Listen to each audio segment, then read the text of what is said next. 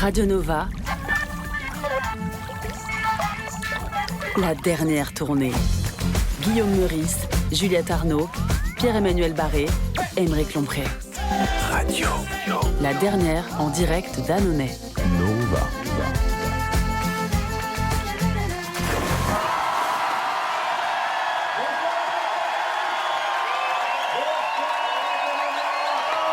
Bienvenue dans la dernière, en direct et en public de Annonay. Ça va Annonay? Annonay, la capitale du cool. Ça va l'Ardèche? J'ai l'impression que c'est un grand oui. Annonay et ses productions locales, le Toupie, la Caillette, le Olivier du Sopt. Arrêtez, non, il me manque. Arrêtez, vous allez le faire craquer. Hein? Alors qu'au moment de vous faire bosser jusqu'à la mort, il n'a pas craqué, je vous le rappelle. D'ailleurs, personne n'a craqué! Vous, en revanche, vous avez complètement craqué, les amis. On a eu les rapports d'audience hier. Vous êtes de plus en plus nombreux et nombreuses à nous écouter. Ça se compte en centaines de milliers à la radio, en millions en podcast. Vous êtes des milliers présentement sur cette place. Vous êtes en train de foutre un somme pas possible à Pascal Praud, des crises d'angoisse à Caroline Forest, mais des bouffées de bonheur à celle qui a l'Ardèche au cœur. Juliette Arnaud est avec nous. Et bonsoir tout le monde. Comment ça va, Juju? Jamais j'ai été mieux de toute cette tournée. Oh là là, je crois que tu es venu avec les militants et les militantes de ta campagne. Il y a quelque chose qui se passe là. Il se passe quelque chose. Il y a un Autour frémissement. de Juliette 2027. Le plus ardéchois que le plus ardéchois de tes copains, vu qu'il passe l'intégralité de ses vacances chez vous, Aymeric Lompré est avec nous. Juju, président, Eh oui, voilà, le comité, le président du comité de soutien. Ça va, Aymeric? Oui, la pêche. T'es chez toi? T'es chez toi et il te manque une couronne. Hein, Il je le manque une rappelle, s'il y a couronne, des voilà. dentistes dans Qui le nous public écoutent. et qui nous écoutent, n'hésitez pas à venir à Annonay. Et enfin le voisin, puisqu'il vient des Cévennes, avec sa joie de vivre et sa bonhomie qu'il a malheureusement oublié chez lui, Pierre-Emmanuel Barré. Bonsoir, Ça va, Pierrot? ça va très bien, je suis hyper content d'être à Annonay, j'adore votre ville, figurez-vous. C'est la première fois qu'il est content de Ouais. quelque chose et c'est d'être ici, c'est quand même incroyable. Toutes les autres villes, c'était nul. Merci. Merci à vous. Allez, on est parti. Il est déjà 20h03. Alors, comme toutes les émissions de cette tournée d'été, on a lu la presse locale, le Dauphiné libéré, l'Hebdo de l'Ardèche, la Gazette du Babos. Et on y va pour la revue de presse. Juliette. Politique. Après les chants racistes à Roiffieux, une mobilisation a rassemblé une centaine de personnes à Annonay. Marine au pouvoir, les Arabes à l'abattoir. On a tous vu la vidéo de ces charmants étudiants qui se détendaient après une année scolaire éreintante. On l'a vu sur Internet, hein, pas dans les médias d'extrême droite comme CNews ou TF1. À noter que sur la vidéo, les jeunes néo-nazis portaient des t-shirts « Mieux vaut être bourré que con, ça dure moins longtemps ». Alors, c'est vrai, hein, mais quand on est les deux en même temps, le mieux, ça reste de fermer sa grande gueule de merde. Une preuve supplémentaire, s'il en fallait, que les gens qui portent des t-shirts humoristiques devraient être incarcérés. Bien. Loisir à présent, réunir 300 Allemands pour chanter la Marseillaise. C'est le défi lancé par le maire à la ville allemande de Backnang, jumelé avec Annonay. Oui, un bel exemple de fraternité et de rapprochement entre les peuples. C'est évidemment pas le seul exemple, parce que la place Beauvau à Paris est jumelée depuis les années 30 avec la chatoyante cité de Nuremberg en Allemagne aussi. Que Marine Le Pen elle-même est jumelée depuis peu avec la charmante bourgade de Fleury-Mérogis. Et rapprochement toujours, à noter le probable futur jumelage entre les espoirs de Raphaël Glucksmann et le monde de Narnia. Oui. Vie quotidienne. À Satilleux, les résidents de l'EHPAD de Saint-Félicien ont pu s'essayer au tir à l'arc. Ah, c'est local là. Hein, Et juste après, les résidents de l'EHPAD de Saint-Félicien entameront dans la joie et la bonne humeur leur stage pour devenir sniper, parachutiste, légionnaire et ministre des Armées. Politique à présent, à Meiss, le conseil municipal des enfants s'est réuni pour la dernière fois. Tout à fait. Et ce n'est pas tout, puisque la ville de Metz a décidé également de se séparer définitivement de tous les enfants de la ville en les envoyant en montgolfière au gré du vent. C'est une première mondiale, mais maintenant, depuis 3 jours, celle-ci vit sans enfants et on voit déjà les effets positifs. Les rues sont plus propres, les nuisances sonores quasiment inexistantes, si on exclut les cris de joie des parents, et surtout, la gauche refait surface, puisqu'on le sait tous, les enfants sont de droite.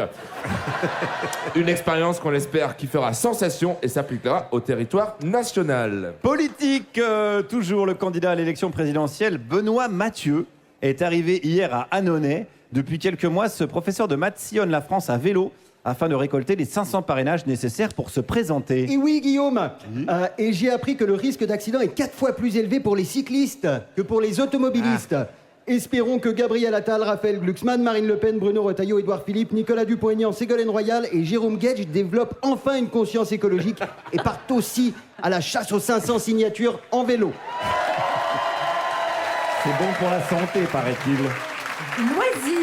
Loisir. À Privas, le comité des fêtes a annulé le bal du 13 juillet sur la place du Champ de Mars. Oui, tout à fait, puisque le comité... Ça me lance ma dent. Oui, tout à fait. Puisque le comité des fêtes de Privas s'est rendu compte qu'en fait, le Champ de Mars n'était pas à Privas, mais bien à Paris.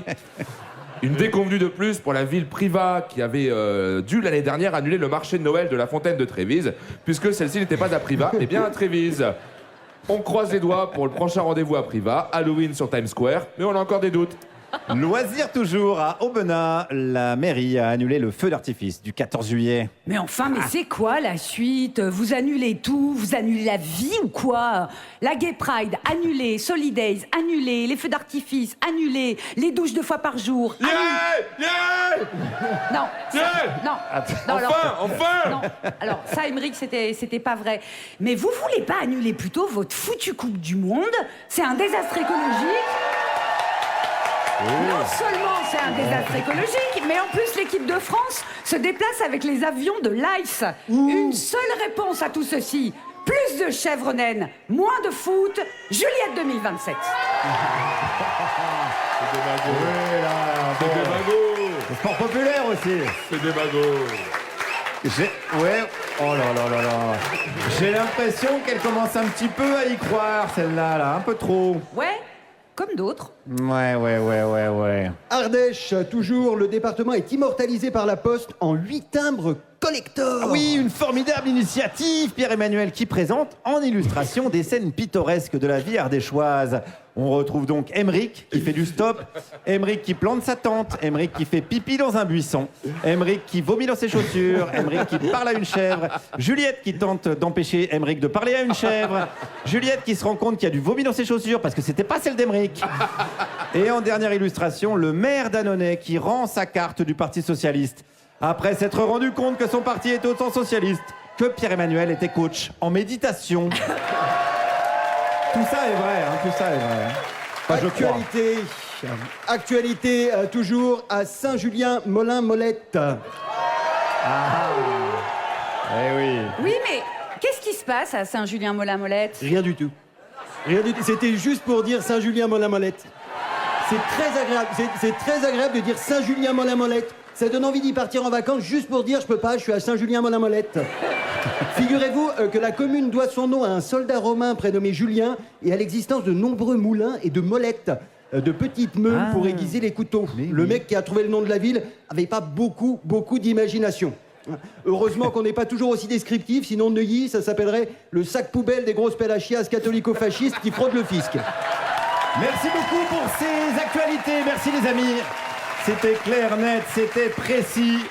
Il est 20h09, bientôt 10 sur Radio Nova. Nous accueillons sans plus attendre notre invitée du jour. Elle est avocate spécialisée dans le droit locatif, les relations avec les propriétaires. On va parler donc encadrement des loyers, logement insalubre, doudoune sans manche, des agents immobiliers. Avec Mélissa Crané qui est avec nous. Bonsoir. Salut Mélissa. Bonsoir. Et merci.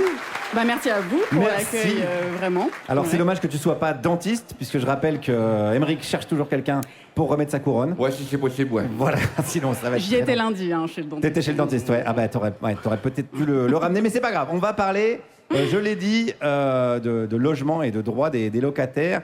J'ai dit, t'es avocat. Déjà, est-ce qu'on dit maître crâné, maîtresse crânée? Comment ça se passe? Maîtresse, c'est encore pas passé dans la... Non, parce pas que du ça tout. fait chelou un peu? Ouais, très étrange. Ouais. Et puis je crois que ça me perturberait, contrairement à d'autres métiers quand même. Alors, Et toi, t'es de la génération où directement t'as été avocate. T'es pas passée comme les femmes de mon âge par la case avocat et puis après la société change un peu et elles peuvent... Alors, dans le serment, c'est avocat et Mais on non. nous invite à dire avocat. Alors, il se trouve que moi, j'ai dit avocate. Mais oui. mais sinon, le texte n'a pas changé, quoi. Mais le texte n'a pas changé. ouais. Ok. Pourquoi d'ailleurs t'as embrassé cette carrière? D'où ça te vient, cette envie de défendre les gens? Alors, j'aimerais dire que c'est par un espèce d'idéalisme de la Ouais, justice. mais c'est pour le Ce pognon. On est n'est au pas le courant, cas. Mélissa. Non, pas du tout. Pardon. Non plus. Non, pour être tout à fait honnête, de mon côté, c'est plus une envie déjà de découvrir ce que c'est que le système judiciaire, parce que j'avais une sorte de curiosité de cet aspect-là de la société. Et dans un deuxième temps, une volonté, et ça je pense que ça c'est plus en lien aussi de là où je viens, et puis aussi du milieu associatif dans lequel j'ai pu aussi évoluer, une volonté d'expliquer et d'accompagner dans justement cette machine judiciaire que peut parfois être juste être convoqué un jour devant un juge. Donc il y avait vraiment une volonté d'accompagnement qui va au-delà de simplement de l'information juridique en amont, mais véritablement voilà, de pouvoir soutenir aussi, et puis expliquer, et puis ensuite plaider. Mais, Ouais. D'être au cœur de la Voilà. machine, Juliette. T'es avocate à Lyon, t'as prêté serment à Lyon et avant tout ça, t'as été étudiante en droit à Lyon 3, c'est-à-dire une fac d'extrême droite. et je suis là. Et tu es là. Et, oui, c'est pas n'importe quelle fac. Lyon 3, Bruno Gollnisch, qui était un des vieux collègues Qu'on de Jean- embrasse. qu'on n'embrasse pas, qui était un vieux pote de Jean-Marie Le Pen, a été prof à Lyon 3. Il l'était encore à Ouais. ton époque ou il avait plié les Gaules? Et ben pour être tout à fait honnête, je ne sais pas. Il était je ne prof sais d'allemand, pas je crois, parce hein. que je m'intéressais pas beaucoup à ça. Mais je crois qu'il était prof d'histoire, non? C'est ça? Ouais. Oui, et histoire. ouais. Ouais. L'histoire allemande. ouais. Mais attends, ceci dit, c'est une vraie question. Avant de rentrer dans le cœur du sujet et ton domaine d'expertise, on va dire, pourquoi les facs de droit, du coup je fais le lapsus, sont considérées plutôt à droite? Je pense que parce que déjà le droit en fait ça permet de garantir un certain ordre social, donc c'est quand même des notions qui font plaisir à un certain nombre de Ok. personnes qui votent à droite, de se dire qu'il y a des règles, qu'on les gouverne, qu'on sait comment ça fonctionne, qu'on peut même participer à leur promulgation et que derrière voilà ça s'accompagne aussi d'un certain prestige qui est attaché aux études de droit, et à ce titre-là oui, je pense que des fois, par automatisme ou par mimétisme dans certains milieux aussi, les personnes vont en droit sans bien savoir des fois ce qu'elles y font réellement, et pour arriver sur des métiers qui peuvent être très différents de ce que moi je fais. Et c'est-à-dire que même au sein de la profession d'avocat, un avocat fiscaliste, c'est pas du tout un avocat en droit des personnes comme moi je peux l'exercer par Tu veux exemple. dire au niveau du salaire? De plein de choses en réalité, du public, du salaire. mais oui, c'est pas le même. Enfin, en fait, on a des avocats qui plaident jamais, par exemple. C'est des gens qui font que du conseil, voire d'autres qui font de la politique après. Ouais, je rappelle que Nicolas Sarkozy est avocat, donc Ouais. a priori, oui, il y en a qui. Marine Le Pen Marine Le aussi. Pen aussi. Ouais, il y en a, oui. Il y en a. Les meilleurs sont avocats. Il y a Collard aussi. Collard, il Eh, était ouais, avocat. ouais. Bon, on va pas faire toute la liste non, Non, plus. mais- non. Et toi, tu t'es spécialisé très tôt dans le. Alors, c'est quoi? Comment on appelle ça? Le droit au logement? Alors, juridiction pas tant en réalité. C'est-à-dire que quand on fait des études de droit, généralement on choisit un master parce qu'il faut choisir un master, et on va étudier dans ce master-là. J'étais très attachée au fait de dire que je ne suis pas spécialiste, parce qu'en fait on retrouve des avocats sur les plateaux qui se disent spécialistes de tout et de rien. En réalité, pour dire qu'on est spécialiste, on passe une certaine certification. Et il n'y a pas tant d'avocats qui passent ces certifications d'un point de vue statistique. Donc moi, j'exerce principalement alors, ma formation, c'est le droit de la famille, mais par la force des choses, quand on commence et qu'on rentre par une porte, on en ouvre d'autres. Parce qu'en fait, les personnes qu'on est amené à rencontrer nous amènent à d'autres difficultés qu'elles peuvent rencontrer. Et au-delà de ça, j'ai travaillé aussi avec des confrères qui m'ont formée. Et parmi ces confrères, l'une d'entre elles en particulier travaillait énormément sur les expulsions locatives. Donc, ma première approche avec le droit du logement, qui reste quand même une des grosses parties de ce que j'exerce en droit du logement, c'est la question des expulsions locatives. Donc, c'est principalement du côté des locataires. Et c'est dans une logique d'accompagner, de voir si on peut trouver des solutions. C'est un travail qui est très main dans la main aussi avec les acteurs sociaux, intervenants assistants sociaux, mais pas que en réalité. Il y a des associations, aussi, voilà, exactement, pour essayer de trouver des solutions et ensuite voir comment on peut soit rebondir, soit permettre aux gens de ne pas être expulsés, soit voir si quand c'est trop tard, c'est des fois un peu trop tard. Mais voilà. Donc ça t'arrive de travailler avec l'association pour le logement des défavorisés, notamment on a reçu Christophe Robert ou ce genre de choses Alors moi directement non. En revanche, moi je suis plus en lien avec les assistants sociaux de manière générale. Okay. Mais après ça peut être quand même il y a des chargés d'insertion professionnelle parce qu'on est sur aussi un public qui des fois peut être un peu plus précaire et dans des logiques d'insertion qui font qu'ils ont des accompagnants, ils ont des accompagnants particuliers. Donc ça va être plus des personnes qui font ce type de travail-là. Ouais. Alors rentrons dans le fameux vif du sujet. Quels sont les droits des locataires qui sont le moins respectés par les propriétaires? Est-ce que tu peux nous faire un top, top 3 ou je sais pas? Statistiquement, c'est compliqué parce qu'en réalité, ce qu'on constate, c'est qu'il y a beaucoup de locataires qui font pas de recours, en réalité. Donc, c'est-à-dire qu'ils sont victimes d'une certaine situation à un moment donné, qu'on peut pointer du doigt, dessiner, c'est-à-dire que les associations font vachement ce travail-là, puisqu'on a des associations... alors, il y a l'Alpil, notamment, nous, sur Lyon, qui pour le coup, travaille sur la question d'indécence ou des choses comme ça, la question de l'encadrement des loyers dans certaines zones aussi. Ça, on va en parler. Ouais, on en reparlera plus tard, exactement. Ouais. Mais on est à ce titre-là sur des... comment on appelle ça ? Les locataires ne vont pas au bout des démarches, ce qui ne permet pas de savoir exactement proportionnellement. Par contre, mais ceux que tu vois passer le plus, évident, toi, voilà, exactement. Moi, dans le cadre de mon métier, ce que je constate le plus, c'est les questions d'indécence. Alors, c'est peut-être propre à mon public aussi, mais le fait est que les questions d'indécence sont vraiment récurrentes. Ah, c'est intéressant. Alors, qu'est-ce que tu appelles l'indécence? Eh ben, la question de l'indécence, elle est à distinguer de l'insalubrité qui implique un arrêté à un moment donné qui est rendu pour dire ok, ce logement c'est vraiment plus possible. La question de l'indécence, c'est un logement qui en fait ne présente pas certaines caractéristiques qui vont être listées par un décret du Conseil d'État qui remonte à 2002 et qui fait état d'un certain... Voilà, il y a le fait qu'il y ait des bonnes aérations au sein du logement, qui implique que du coup il n'y a pas forcément de moisissures sur les murs, parce qu'en fait ce qu'on constate c'est qu'il y a beaucoup de murs qui ont beaucoup de logements qui ont un système d'aération qui n'est pas bon, avec donc des murs complètement moisis en fait parfois. Le fait qu'il y ait par exemple pas de condensation sur les fenêtres ou des choses comme ça, qui vont être des critères d'indécence du logement. Donc ça, moi je l'observe beaucoup. Ouais. Non, je me demandais si avec les canicules récurrentes qu'on se paye, ça va rentrer assez rapidement dans l'indécence. C'est ce qu'on espère. Et c'est notamment ce sur quoi travaille une association qui s'appelle Locataires Ensemble, qui pour le coup cherche justement à faire rentrer dans les critères de ce décret-là la question des passoires thermiques, mais c'est-à-dire observées au niveau de la chaleur. Parce que souvent, les passoires thermiques, elles sont envisagées sous l'angle de le froid l'hiver. Ouais. Exactement. Ah oui. Et donc là, l'objectif, c'est justement de dire, attention, au regard du changement climatique, on peut pointer du doigt aussi le fait que les trop fortes chaleurs, et en fait, c'est très clair. Enfin, là, très récemment, il y avait le sujet des logements qui sont sous les toits, mais les personnes qui vivent sous les toits, quand il y a des très fortes chaleurs, c'est 4 fois plus de chances de décès. C'est énorme. Et en fait... Mais Yann Barthès, il a dit qu'on était tous logés à la même... Non, bon, pardon. C'est pas l'esprit. Non, mais je pose la question. C'est pas l'esprit. Alors, vraiment, c'était pas une question, Guillaume. Ah, c'est pas une question? C'est pas une question. Moi, j'ai mis un petit point d'interrogation. Pour donner un petit conseil pratico-pratique, quand on visite un logement, et qu'on veut le louer, bien sûr, quelles sont les premières choses à regarder? Les aérations, tu dirais, ce genre de choses? Au-delà du loyer, parce qu'on va en parler après, je l'ai dit. Honnêtement, c'est très compliqué parce qu'en fait, quand on cherche un logement, on veut surtout avoir un logement. En tout cas, moi, je parle pour des villes comme Lyon ou des grandes agglomérations qui font que déjà, on accepte notre dossier, on est très content en fait. Donc ça, c'est la réalité concrète. Il y a un rapport de force. Il y a un rapport de force, clairement, qui fait que, alors même qu'on est sur un contrat, c'est-à-dire normalement des personnes qui se choisissent, voilà, c'est pas la réalité. Donc il se trouve que... Moi, ce que j'invite à regarder quand même, ça va être plus sur les pièces qu'on peut demander, notamment pour le dossier, parce que déjà, ça nous donne un peu un indice sur quel est le type de propriétaire qu'on peut avoir en face. Okay. Et après, sur la question du bail en tant que tel, voilà, il y a des choses à prendre en considération, c'est-à-dire qu'il y a des choses qu'on ne peut pas forcément évaluer. C'est-à-dire que quand on nous dit le logement fait telle surface, on ne peut pas savoir exactement quelle surface fait le logement. Sauf que parfois, la surface vient déterminer le montant du loyer, donc en réalité, c'est des choses sur lesquelles on peut jouer plus tard. Mais toi, à sur côté de ça... les pièces du dossier, tu as été un peu vite dessus, mais qu'est-ce qu'un proprio n'a pas le droit de te demander, clairement? Parce qu'on entend toujours les x5, un garant qui gagnerait 5 fois plus que le prix du loyer, ce genre de choses. Alors, c'est en gros, légal ou pas, ça? Il y a un décret qui fixe la liste des pièces qu'on peut être amené à solliciter. En principe, il y a, ça va être listé, mais on va avoir les bulletins de salaire ou les justificatifs de travail, etc.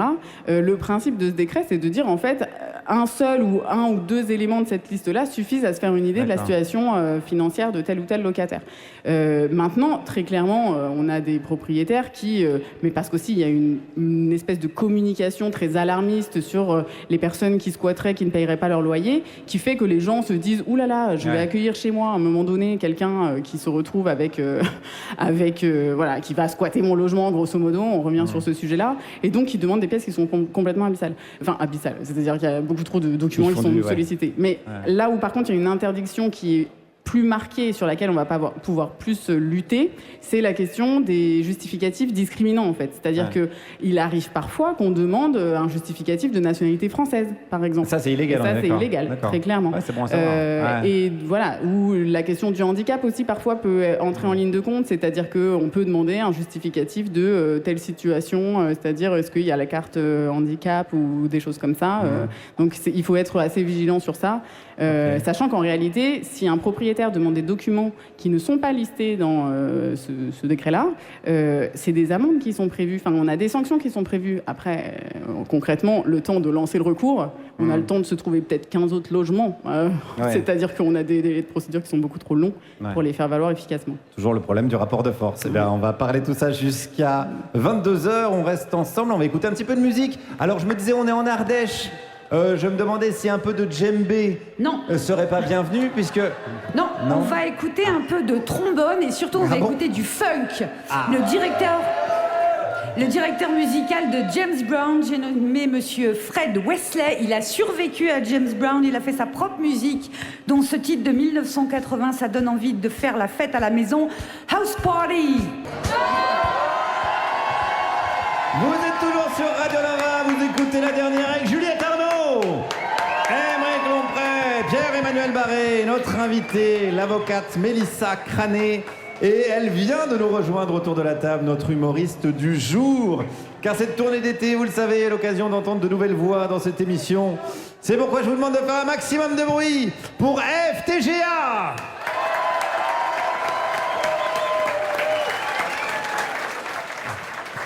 Et bonsoir tout le monde, bonsoir les Anonéens, Anonéennes, tout de même, bonsoir la gauche, comment ça va?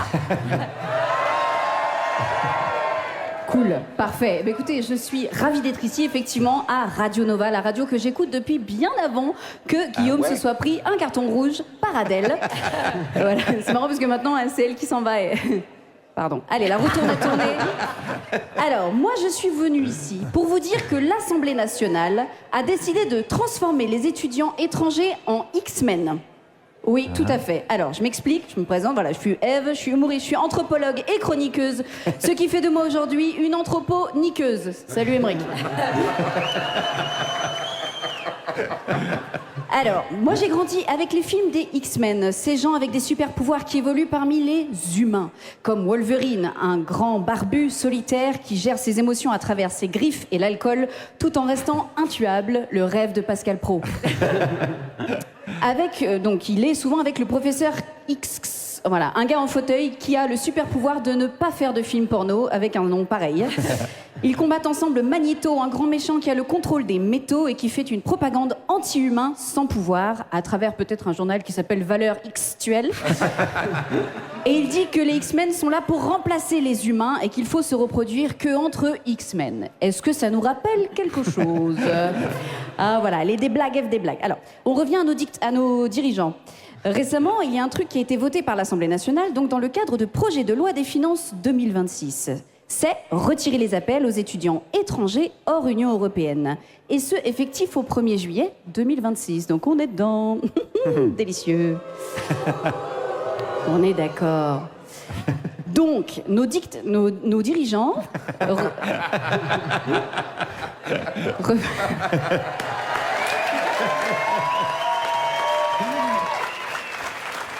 refusent donc de taxer les plus riches et vont chercher l'argent auprès des personnes qui en ont le moins et qui ne sont même pas françaises. Wouh!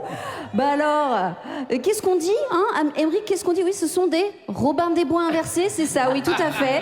Effectivement, qu'est-ce que tu me dis, Juliette? Oui, c'est une bande de fils et filles De personnes. voilà, de platanes, voilà, exactement. Voilà, Juliette est colo même dans les insultes, on adore. Alors, et ça vise qui, cette loi? Voilà, à votre avis, quelle région du monde vient la majorité des étudiants non européens? Alors, Pierre-Emmanuel, hein, c'est du continent africain et du Moyen-Orient, voilà. Hein. Ce qui, pour la bouche de tonton Pascal, c'est les Noirs et les Arabes. Allez, bravo. Donc, à partir du 1er juillet, les étudiants non européens, non boursiers, qui ne travaillent pas à côté, c'est ciao les APL. Ok? Alors voilà, quelle économie incroyable, bravo l'Assemblée nationale, grâce à vous, fini les Tesla sur les parkings du Crous. Voilà. Fini ces étudiants qui prennent des largesses telles que manger 3 fois par jour. Voilà. Ah, à l'Assemblée, ils ont dû se dire, bon, déjà, ils n'ont pas beaucoup à manger chez eux, donc faudrait pas qu'ils prennent des bonnes habitudes. Voilà. Alors, j'ai fait le calcul pour les visas étudiants qui peuvent travailler, c'est maximum 964 heures par an. Ça fait 5 semaines de travail par an. Et c'est vrai qu'à 5 semaines de travail par an, on peut se nourrir et se loger tranquille. Voilà. Et donc, ça fait à peu près 20 heures de travail par semaine, en plus des études. Alors, si tu dors bien, ce qui arrive très souvent quand tu es mal logé et mal nourri, et que tu fais 0 pause pour toi, ça te fait à peu près 4 heures d'études par jour. Voilà. C'est le temps que je fais pour lire les effets secondaires de ma pilule. Voilà. Voilà. Ouais. Non, mais... Voilà, et en plus je suis dyslexique, donc vraiment je lis... Voilà, je lis en Y, voilà. Donc, je reviens à mon point. L'Assemblée nationale demande aux étrangers d'être des X-Men. Ah oui, parce que là, il faut faire des trucs de surhomme ou de surfemme pour arriver à étudier dans des conditions si hostiles. Mais ne vous inquiétez pas, les amis, vous savez que la France sait reconnaître les personnes exceptionnelles. Souvenez-vous, Mamoudou Gassama en 2018. Il a reçu la naturalisation après avoir sauvé un enfant du 4e étage en escaladant un immeuble. Voilà. Alors lui, chez les X-Men, on l'appellerait Escalator. Voilà.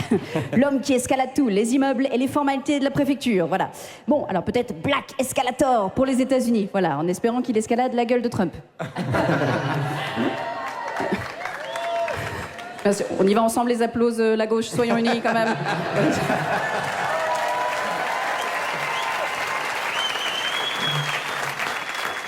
Alors effectivement, cette loi, c'est quand même une déclaration de guerre aux étudiants étrangers modestes et à handicap pour ceux qui sont déjà présents. Alors bien entendu, si ton père a une usine au Burkina... Non, le Burkina, ça marche plus. S'il a une usine au Gabon, voilà, tu es la bienvenue. Voilà. Sinon, non merci, tu peux rester en Africanie, voilà.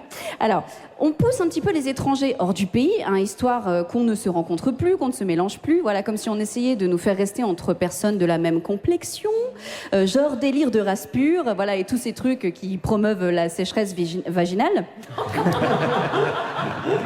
Voilà. Ah oui, mais... Mais la race pure, ça n'existe pas. Voilà, c'est biologiquement pas possible, à moins que vous ayez le nez écrasé comme les brachycéphales. Voilà, alors c'est à peu près comme un bulldog ou un chat persan. Voilà, ça peut plus se nourrir tout seul. Voilà, c'est ça qui arrive quand on se reproduit que entre bulldogs de souche. Voilà, la souche crève. Voilà. Alors...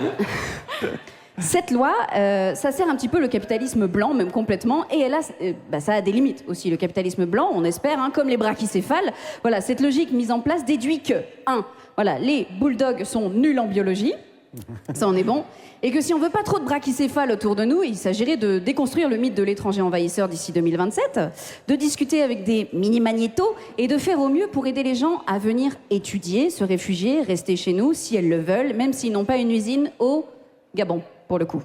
Voilà, merci à moi. FTGA, merci beaucoup Eve. Merci d'avoir été avec nous. Merci de m'avoir accueilli. Et d'avoir écrit cette chronique spécialement pour nous. Alors FTGA, sur Instagram, on peut te retrouver. Tout à fait. TGA, qu'est-ce que ça veut dire TGA? On a envie de savoir. Mais oui, tout à fait. Alors quand j'ai commencé le stand-up très tôt, ça voulait dire ta gueule à dents. Voilà. Parce que le Eve... oui, voilà. le Eve. à voilà, fait. parce que chaque fois que je me présentais sur scène, d'ailleurs scène de stand-up qui ne sont pas du tout misogynes, eh bien il y avait toujours en mode moi c'est Adam. J'étais là. Ah oui. Voilà, donc toi tu vas être le lourd de la soirée. Voilà. Ta gueule Adam. Voilà. Très, Exactement, très, j'anticipe la relourdise. Très bonne astuce. Et t'as créé toi-même des comédie clubs? Non, qu'est-ce que c'est le Comedy Hill? Tout à fait. Au Comedy Hill, c'est un comedy club qu'on fait à travers notre boîte de prod qui s'appelle Hilarant Prod. Et effectivement, on est sur Lyon et on propose des espaces de stand-up pour à peu près tous et toutes pour pouvoir s'essayer au stand-up. Et parfois aussi, on programme des professionnels, peut-être bientôt les personnes qui sont là. L'appel est lancé. Et Mélissa, on est toujours avec notre invitée, Mélissa Crané, qui est avocate. L'humour, c'est un ressort que tu utilises dans tes plaidoiries. Tu fais des petites punchlines de temps en temps. C'est-à-dire que pour ça, il faudrait avoir le temps. Et alors, typiquement, en droit du logement, les audiences, c'est 15 minutes en moyenne, plus souvent 5 minutes. Donc, 5 minutes, c'est une chronique d'Émeric. Ouais. C'est bien, c'est le temps de ma Bah, chronique. il n'a pas le temps non plus. Hein. Ouais. Donc, et ouais. c'est pas tant la volonté des avocats. On nous dit chop chop. C'est vraiment ça, ouais, c'est vraiment limité à ce point-là. Ok. Bon, alors du coup, la réponse est plutôt bof. Non. Et tu crois que ça serait efficace ou c'est vraiment pas du tout bien vu dans le milieu de la justice? Ça dépend quel magistrat on a en face. Ah oui, c'est vrai. Ouais. Il y en a qui- C'est comme le public en fait. Ouais. Ok. Merci beaucoup Mélissa. Et merci F, qu'on peut applaudir encore bien fort. FTGA sur Instagram, en spectacle, vous l'avez compris, ta gueule Adam. Ta gueule Guillaume, c'est une phrase que j'entends énormément de la part de Juliette quand je lui dis notamment qu'on a parcouru le chemin. Ah, ta gueule. Voilà, ah, c'est bien ce que je vous disais. Donc je ne vais pas m'adresser à Guillaume, je vais m'adresser à vous toutes et tous. Vous n'en pouvez plus de la chanson Joyeux anniversaire. Voici Happy Birthday d'Emerson Avalon. Plus électro, plus 2026, plus difficile à chanter peut-être. C'est peut-être parce que vous l'avez pas encore en tête. Allez, on se concentre. Vous êtes toujours sur Radio Nova, la dernière, Juliette Arnaud, Aymeric Lompré, Pierre-Emmanuel Barré, notre invité, l'avocate Mélissa Crané. Nous sommes donc toujours en Ardèche. Terre de résistance face à l'État oppressif, terre de rébellion, ça va les rebelles? Terre qui se dresse face aux injustices. Je vais vous parler de Marine Le Pen aujourd'hui et de sa condamnation en appel pour, s'il vous plaît, pour détournement de fonds publics. Figurez-vous que je me suis promené dans Annonay ces derniers jours et les Ardéchois résistent. C'est du baratin, c'est une condamnation, c'est pour l'empêcher de passer pour 2027, c'est tout. Ouais, vous pensez, ouais. Bah oui, c'est un coup tendu, ça. Mais un coup tendu par qui alors? On sait pas qui c'est, mais il y a quelqu'un qui manipule les juges. Hein. Mais qui alors? Un trou du cul d'extrême gauche, là, voilà. Quoi. Un trou du cul d'extrême gauche qui manipulerait les juges. Voilà qui relance l'enquête. Bon, ça fait un paquet de suspects du coup. Hein, déjà rien que sur cette place, il y a des trous du cul d'extrême gauche. C'est bien ce qui me semblait. Bon, on va pas s'en sortir. Alors retournons voir les avocats de rue de Marine Le Pen. Alors est-ce qu'elle a raison de dire qu'il y a trop de délinquants en France? Ah bah oui, hein, il y en a un paquet, il y a que ça maintenant. Des délinquants? Oui, la justice ne fait plus son travail non plus. Hein. Mais alors, est-ce qu'elle, elle est pas délinquante? Un peu. Mais ça veut dire que vous êtes prêt à voter pour une délinquante? Bah ouais. Bon, il me semble, mais c'est compliqué. Là, j'ai l'impression que c'est Lucky Luke qui va voter pour les Dalton, quoi. Non, mais c'est pas simple comme position, quoi. On est sur la slackline de la politique, quoi. Faut pas se casser la gueule. Essayons quand même d'argumenter. Elle a détourné de l'argent. Oui. Quel est de nos ministres qui n'a pas détourné de l'argent aujourd'hui? Même nos anciens présidents en ont déjà détourné. Mais alors ça veut dire qu'elle est comme les autres, quoi. Bah ouais, voilà. Alors pourquoi elle serait mieux que les autres? Parce que je voterai pour elle. Et voilà, parce qu'ils votent pour elle. Mais bien sûr, Juliette, pourquoi Dernière danse de Kyo, c'est la plus belle chanson du monde? Mais parce que j'ai voté pour elle à l'élection de la meilleure chanson du monde. Et qu'est-ce que tu vas faire? Tu vas rien faire, voilà. Allez, on continue avec les avocats de rue de Marine. Qu'elle fasse sa campagne sous bracelet électronique, est-ce que c'est quelque chose qui peut vous choquer ou pas? Pas du tout. Non, ça... Non, ça me choquera pas du tout. Le fait qu'elle lutte contre la délinquance et qu'elle soit elle-même délinquante, est-ce que c'est pas un souci? Délinquante, on n'en sait rien. On accuse sans avoir vraiment de preuves. Si elle avait vraiment été délinquante, elle sera en prison. C'est tout. Ah, ça c'est intéressant. Si elle n'est pas en tôle, c'est bien la preuve qu'elle a rien fait. Mais ça, je trouve, c'est un très bon argument. Prends des notes, hein, Mélissa. Oui, parce que voilà, mon client est innocent parce qu'il n'est pas en prison. Et qu'est-ce qu'il va faire le juge? Qu'est-ce qu'il va faire? Il va rien faire le juge. Allez, on continue. Est-ce que le fait qu'elle soit condamnée, c'est quand même pas un problème? Ça dépend pourquoi on est condamné. Là, c'est condamné, ils reviennent dessus, c'est oui, un coup c'est oui, un coup c'est non. Ah, là, c'était les deux oui pour le coup. Les deux oui. Il n'y a rien qui prouve qu'elle est délinquante. Vous ne croyez pas à sa culpabilité? Non. Et est-ce que vous avez des preuves? Non. L'enquête piétine, l'enquête piétine. Bon, de toute façon, c'est plus dans nos mains, mais dans celle de la justice française. Ce qui sera dans nos mains, ce sont les futures élections. C'est la seule qu'on n'a pas essayé, on va dire. C'est la seule qu'on n'a pas essayé. On a essayé la gauche, la droite, ça vaut rien. Ouais. Donc, L'extrême droite, vous pensez qu'on n'a jamais essayé? en politique, non. Est-ce qu'au début des années 40, on n'a pas essayé un truc qui ressemblait un peu à l'extrême droite quand même? Oui, mais bon, c'est autre chose, ça. Oui, voilà. Non, ouais, ça c'est autre chose, c'était avant. Puis on a regardé les documentaires comme La Grande Vadrouille ou La 7e Compagnie au clair de lune. Ça avait quand même pas l'air si terrible que ça, l'extrême droite au pouvoir. Allez, bon courage pour éviter le remake à toutes et à tous. Merci, Guillaume. Et merci aux habitants d'Annonay. Oui, il y en a. Il y en a. Il y en a. Il y en a, qu'est-ce que tu veux que je te dise? Alors, Guillaume, Oui. on est toujours avec Mélissa Crané, notre invitée avocate spécialisée dans la famille et le droit au logement, mais j'ai l'impression qu'elle est plus toute seule, Guillaume. Elle est plus toute seule parce qu'on a parlé du monde associatif avec toi, Mélissa, tout à l'heure. Et tu travailles notamment avec l'association qui s'appelle Bail. Et c'est pourquoi nous a rejoint autour de la table Antoine Boussard, que je vous demande d'applaudir bien fort. Salut Antoine et bienvenue. Bonjour. Alors, explique-nous, qu'est-ce que c'est l'association Bail? Alors, l'association Bail, c'est Brigade Associative Interlocataire. Le long est un peu long, mais Asso Bail, ça sera plus simple. Très bien. Et qu'est-ce qu'on y fait dans cette association? On informe et on accompagne les locataires du parc privé sur l'encadrement des loyers. Donc spécifiquement sur les loyers? Alors, on traite de tout, mais spécifiquement, la porte d'entrée, c'est l'encadrement des loyers. Ok. Alors, ah oui, il faut que tu parles bien dans le micro, Antoine, ouais. Est-ce que c'est mieux? Est-ce que c'est mieux? C'est carrément mieux. C'est parfait. Ok, Je dirais même c'est parfait. Donc la Bail, elle s'est créée en 2023 sur le territoire de Lyon et Villeurbanne, et maintenant on agit aussi depuis 2025 sur la Seine-Saint-Denis et Paris. Ok. Les résultats sont assez efficaces et plutôt parlants, puisqu'on a déjà remboursé 700 000 euros. On a fait rembourser 700 000 euros aux locataires qu'on a accompagnés. Wow. Ok, pas mal. Donc en 3 ans. Ouais, bonne performance. Julia, toi? Et alors, vous avez remboursé 700 000 euros et vous êtes combien à bosser là-dedans? Pour le moment, on est 2 salariés. Oh mamie. Non, bah dis donc. Ah ouais. Donc il y a un marché, là. Si vous souhaitez faire un don à l'association Bail, on a un Hello Asso, donc n'hésitez pas. Ok, bah alors avant de faire un don, on va écouter un peu comment tu travailles, comment ça se passe. Bah déjà, si on peut donner un conseil aux gens qui nous écoutent, comment savoir si un loyer est trop important par rapport à la surface, l'insalubrité, plein de critères? Petit point sur encadrement des loyers, ce que c'est. Donc c'est un dispositif qui est mis en place depuis 5-6 ans dans la majorité des grandes métropoles. Donc il y a 70 communes qui le mettent en place aujourd'hui. C'est pas que dans les grandes métropoles, il y a aussi depuis 2025 dans le Pays Basque. Et donc c'est un mécanisme qui permet de limiter la hausse des loyers. En fait, on va harmoniser les prix pour éviter les abus. L'idée, c'est qu'un locataire deux locataires qui ont la même surface dans le même immeuble, il n'y en a pas un qui paye 500 euros et l'autre 1000 euros. D'accord.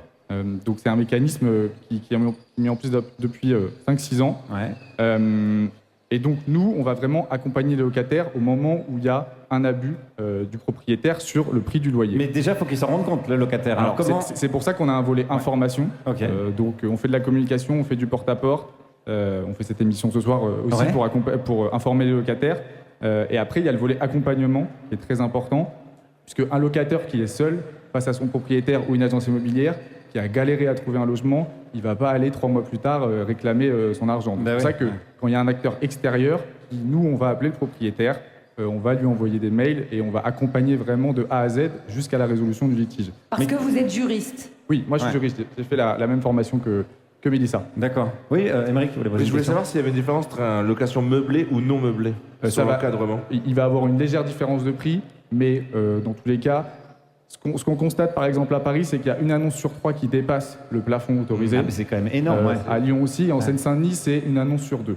Et en général, c'est les logements les plus petits, les plus précaires, où c'est hallucinant. C'est-à-dire que dès que c'est un appart un peu bourgeois, en gros, ça respecte les cadres. Et par contre, dès qu'on tombe dans la catégorie appartement, en gros, merdique, c'est là où il y a les dépassements?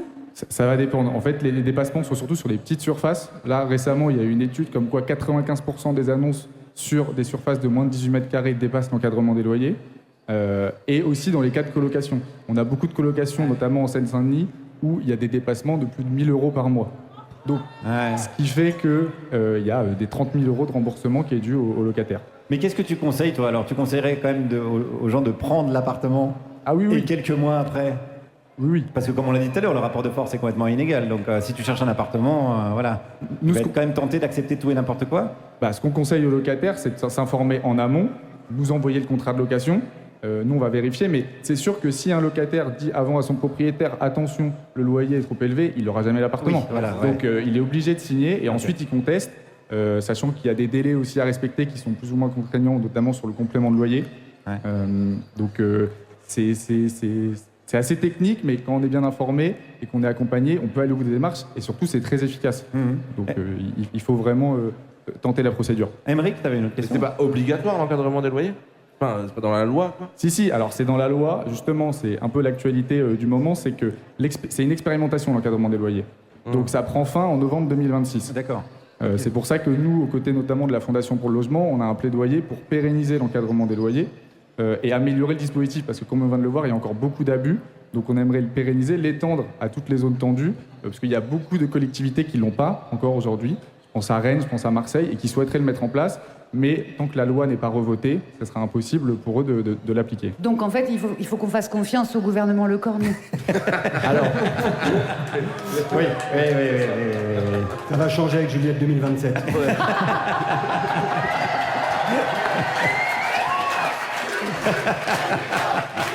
Il se passe quelque chose, j'ai l'impression dans le pays.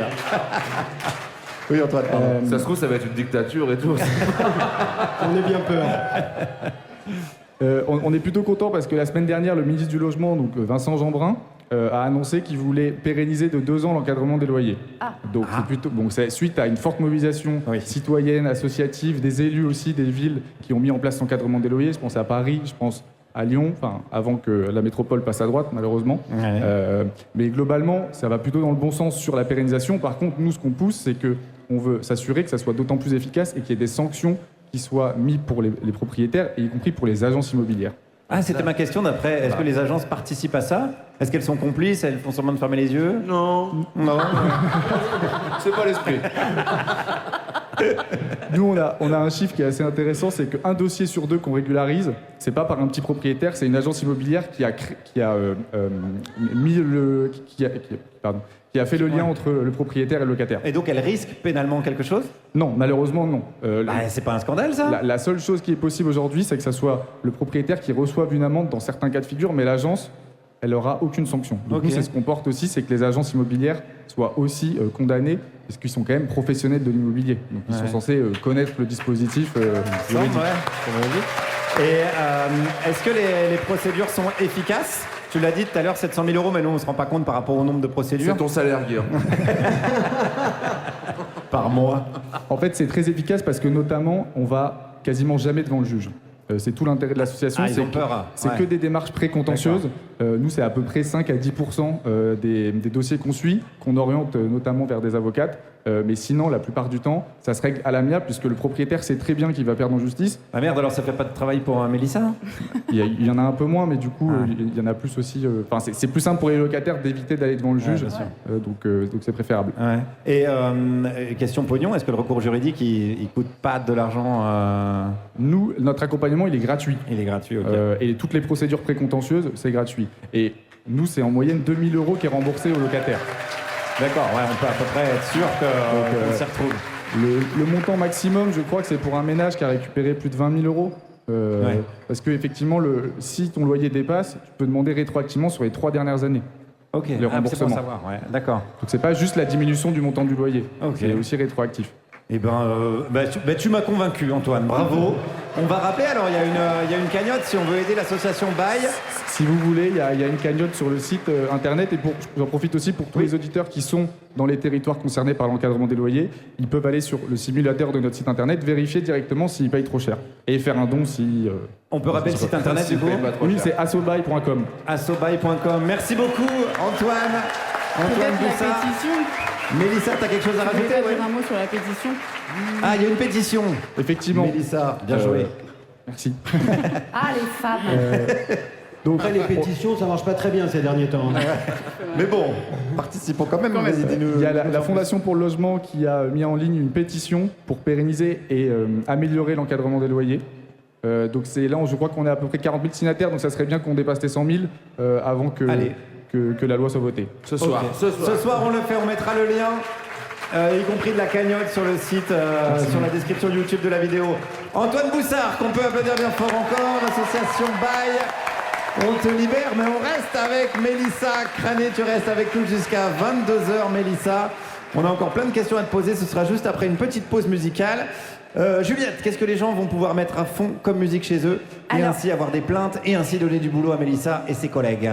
C'est ton choix d'ailleurs, Juliette, c'est toi qui as choisi la chanson. Oui, c'est moi qui ai choisi Site parce que pour la très très belle voix éraillée de Mohamed Lamouri, ma voix éraillée préférée à égalité avec celle de Bonnie Tyler.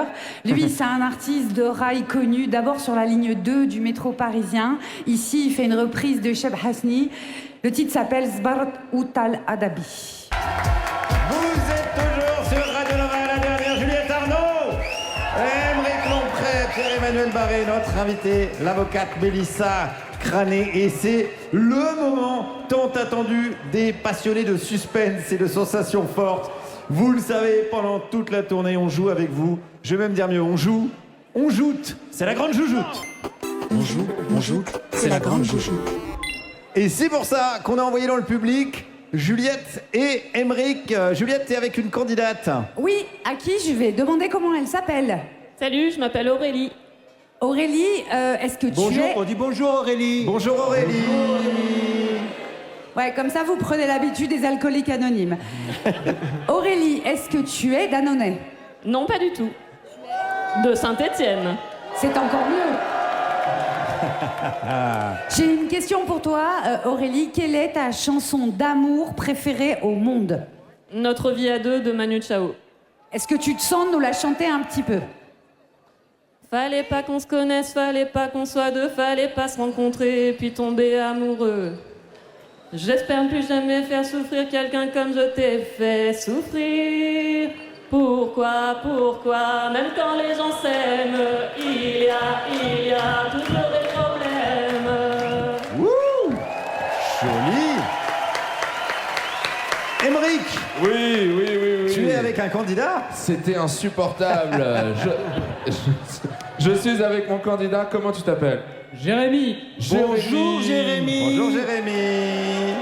Que c'est moche. Alors Jérémy, tu fais quoi dans la vie, Jérémy? Je peux pas le dire. Tu peux pas le dire? Oh, intéressant. Jérémy est flic. Oui. C'est pas vrai. C'est vrai? Oui, bah oui, il est Mais flic. c'est adorable. Non, je pense qu'il est huissier. Tu es huissier. Non. Non, il est propriétaire, lui. Alors, Jérémy, quel est ton film d'horreur préféré sans Christian Clavier? Un film qui fait très peur. C'est La Cité de la Peur. Oh! Est-ce que tu peux nous faire un extrait? Plic, bloc, plic, bloc. Ah oui. Attention, ça va trancher, chérie. Il a gagné! Que de talent. C'est le meilleur. Que de talent dans cette émission. Alors J'attendais, je vais me chier dessus. celui que vous venez d'entendre, c'est ni plus ni moins que l'arbitre du jeu. L'arbitre de la grande joujoute, ça va, monsieur l'arbitre? Ça va très bien. Incroyable, Très bien, incroyable. Juliette. Eh bien, je crois qu'on peut y aller, monsieur l'arbitre, sous votre On y contrôle. va, c'est Juliette. parti. Alors question. Aurélie, la question est la suivante. Qui a annoncé hier sa candidature à la primaire du Parti Socialiste? 4 propositions. Ségolène Royal, Lionel Jospin, Léon Blum, Mathieu Pigasse. Ségolène Royal? Et c'est une bonne réponse. Oh, et c'est le 1-0. Un point. C'était facile. Pour Aurélie. C'était facile. Alors. Je suis toujours avec mon ami policier. Alors, qui est le plus suivi sur Instagram? Raphaël Glucksmann, le Parti Socialiste, le hall d'entrée du Parti Socialiste ou le ficus du hall d'entrée du Parti Socialiste? Oh là là là là là là. Aymeric Lompré. Monsieur l'arbitre? C'était une bonne réponse. C'était pas dans les réponses, mais on l'accorde. On l'accorde. Un partout. On l'accorde. Attendez avant de continuer, je ne vous ai pas dit pour quel cadeau on jouait, c'est une erreur de ma part. On joue pour regarder cette formidable photo d'Olivier Dussopt déguisé en paillasson, ou c'est l'inverse, un paillasson déguisé en Olivier Dussopt, je ne sais plus. Un peu des deux. Le suspense est insoutenable, il y a un partout, monsieur l'arbitre. C'est pas fini parce qu'il y a une question bonus qui vaut 7000 milliards de points. Ouais, c'est beaucoup. Donc ça va creuser l'écart.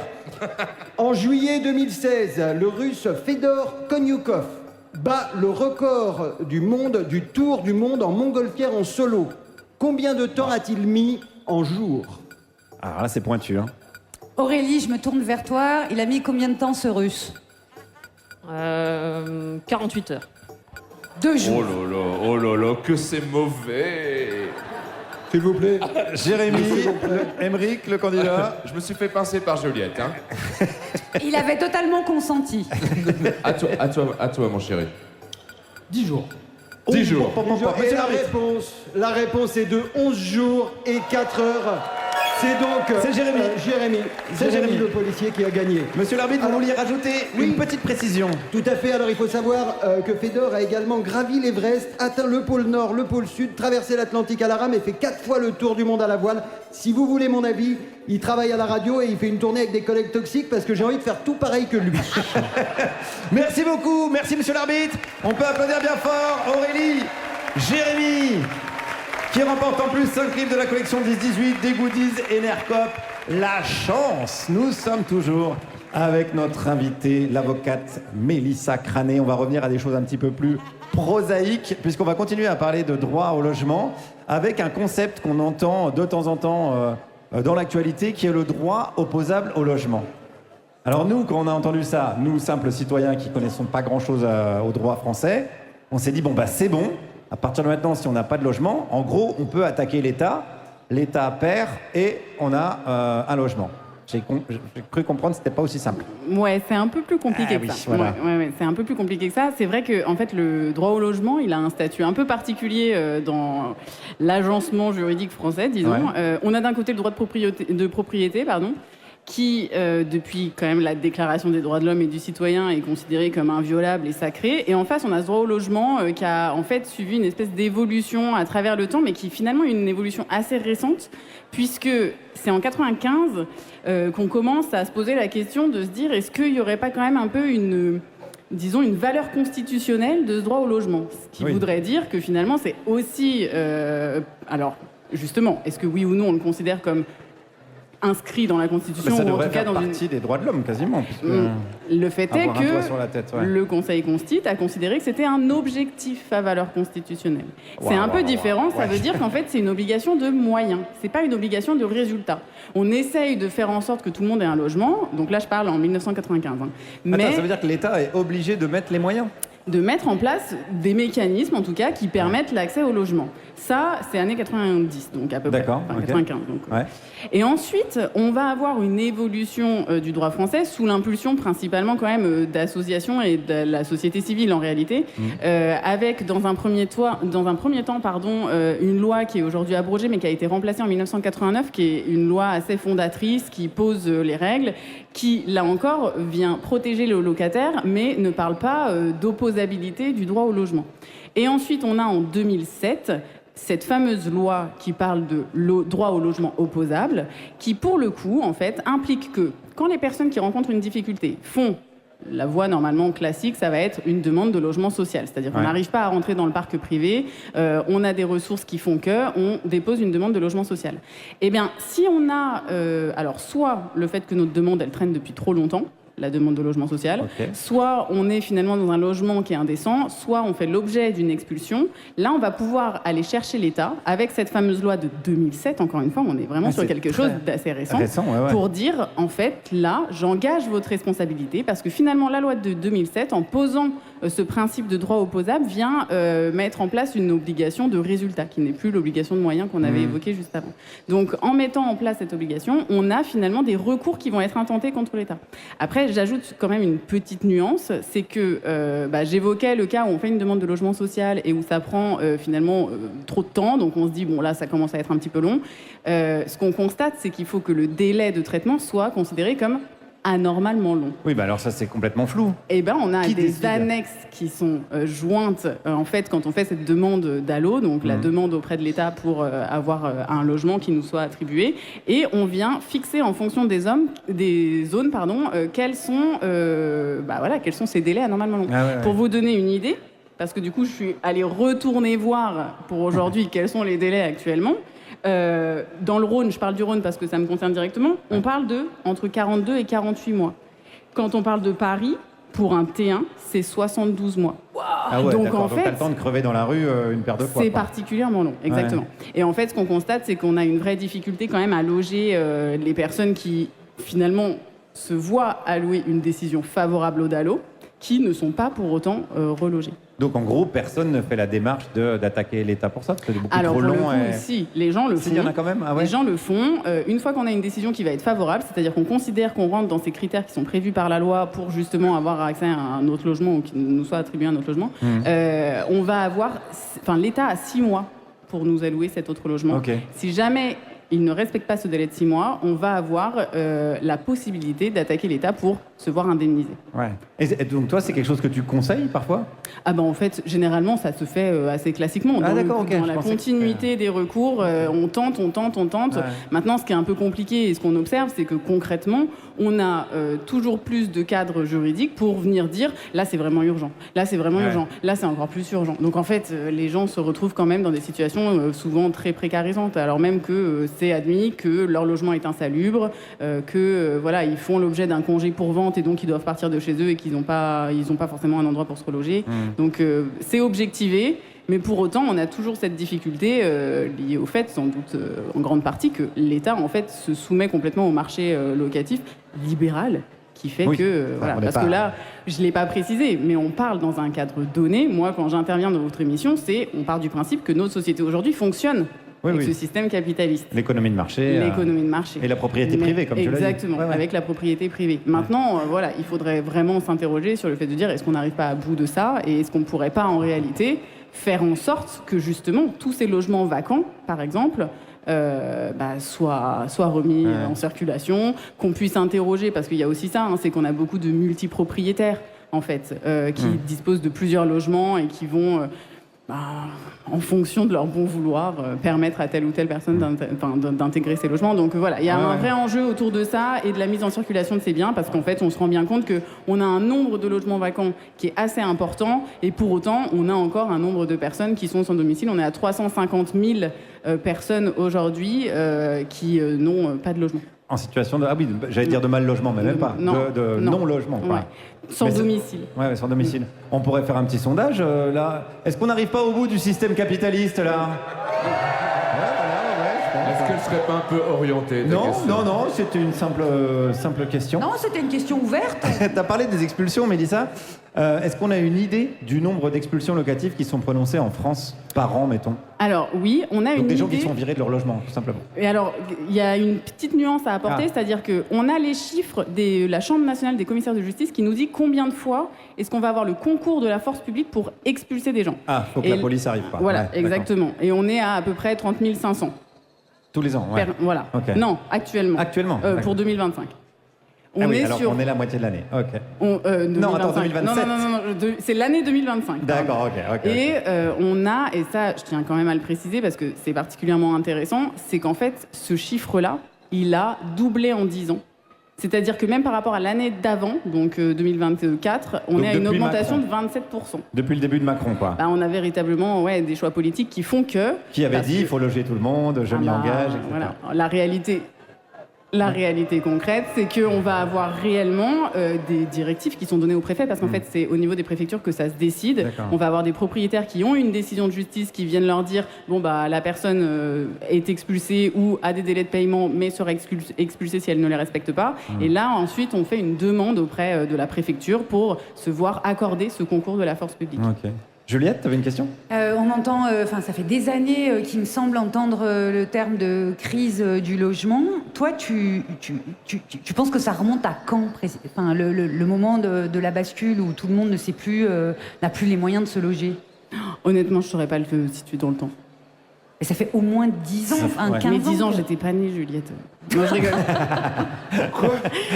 Je plaisante. Je ne saurais pas le situer dans le temps. J'ai pas la notion en plus de la temporalité longue. Je ne saurais pas te le dire, mais je pense qu'en réalité, ça a toujours été le cas en fait. Parce que ce qu'on constate, c'est que le système capitaliste, il date pas d'il y a 10 ans. Et que donc, on a une vraie logique qui est de dire que les personnes, à un moment donné, font ce qu'elles veulent de leurs biens. Si elles décident de le mettre en Airbnb parce que finalement, ça rapporte un peu plus, bah, elles le font. Et que derrière, en fait, on a des ménages qui sont précarisés du fait de cette situation-là.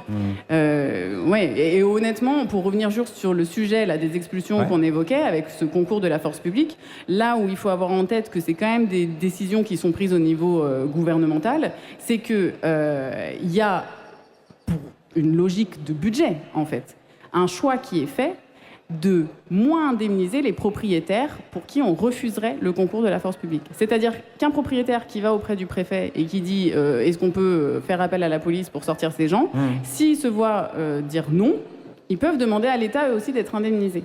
Et ce qu'on constate, c'est qu'en fait, c'est un peu les économies de bout de chandelle qu'on est en train de, voilà, auxquelles on est en train de faire face de manière un peu généralisée. On parlait des APL tout à l'heure, ça va aussi dans cette logique-là, qui est que finalement, on a des personnes qui, le gouvernement, préfère expulser plus rapidement pour moins indemniser les gens. Et l'autre chose aussi, c'est qu'on est dans une logique de mettre les feux au vert aussi pour les investisseurs et du marché locatif, en fait. Ok, effectivement, il est peut-être temps de venir à bout de tout ça, finalement. Voilà, merci pour ces explications et ces éclaircissements, Mélissa. Tu restes avec nous, bien évidemment. On va se faire une petite pause musicale. Je me disais, tiens, Juliette, si on écoutait peut-être un chant traditionnel ardéchois, que ça ferait peut-être plaisir aux gens. Eh ben, tu sais quoi, je l'aurais fait, mais Bonnie Tyler est morte il y a 2 jours. Ah là là. Eh oui. Et ça m'a fait une éclipse totale du cœur. C'est la chanson qui résume le mieux ce que c'est que la peine amoureuse en 2 phrases. Once upon a time I was falling in love, now I'm only falling apart.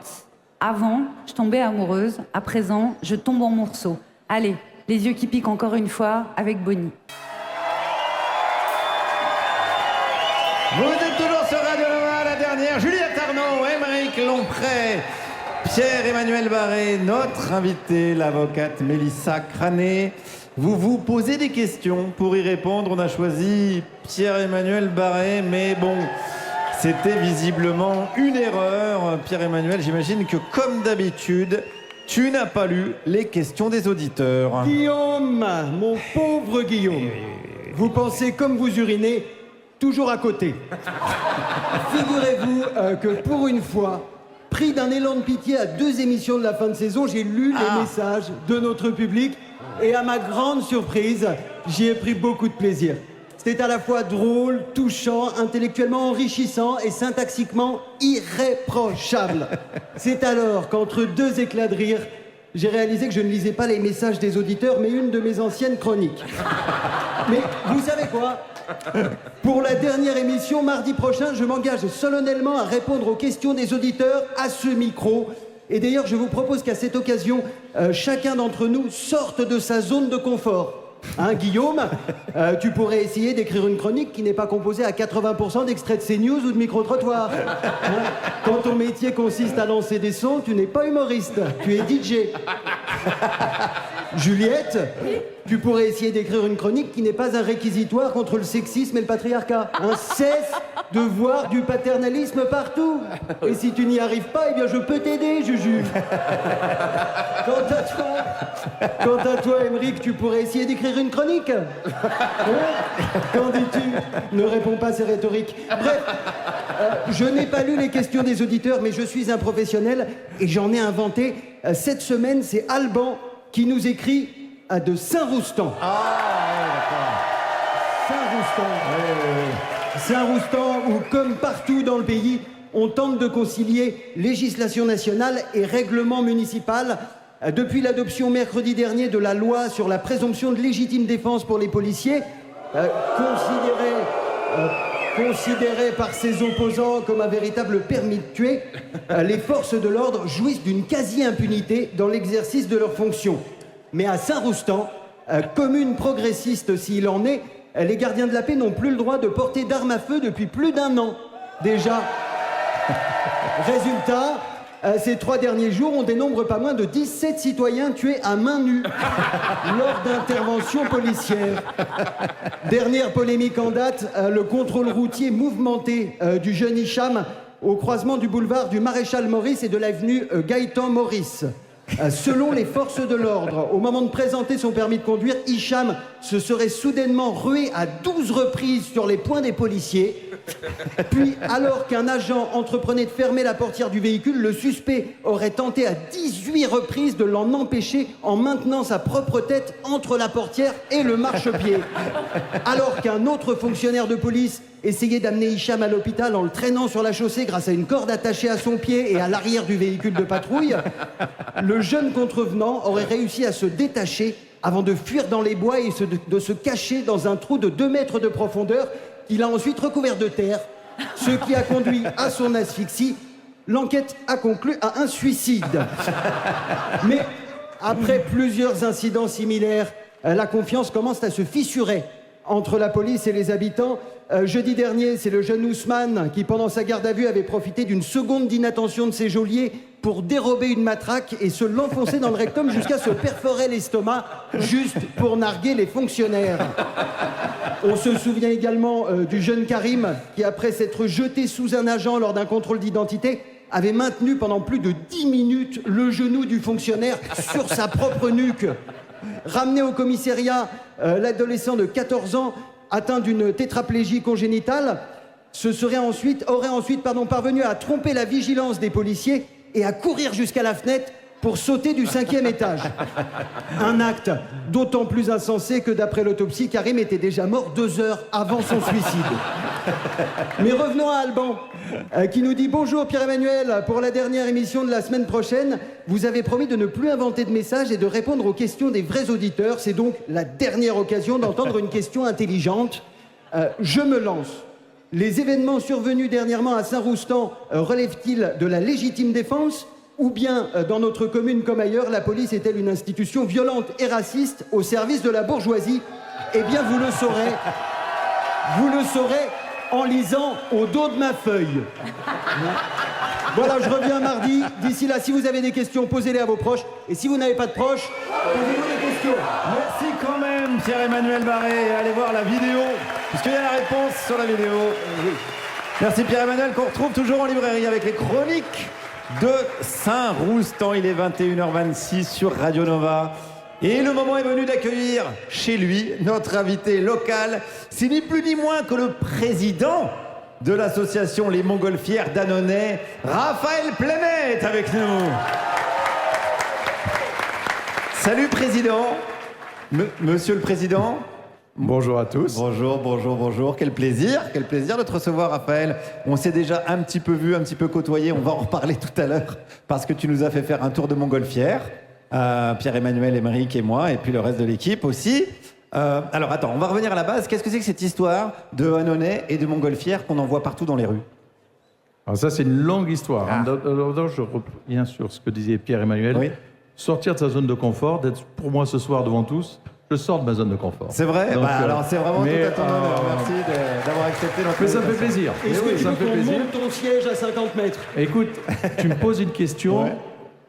Sur la place des Cordeliers, le 4 juin 1783, tout a commencé. Donc il y a eu une invention, un ballon en papier, qui est parti ici le 4 juin 1783 de la place des Cordeliers.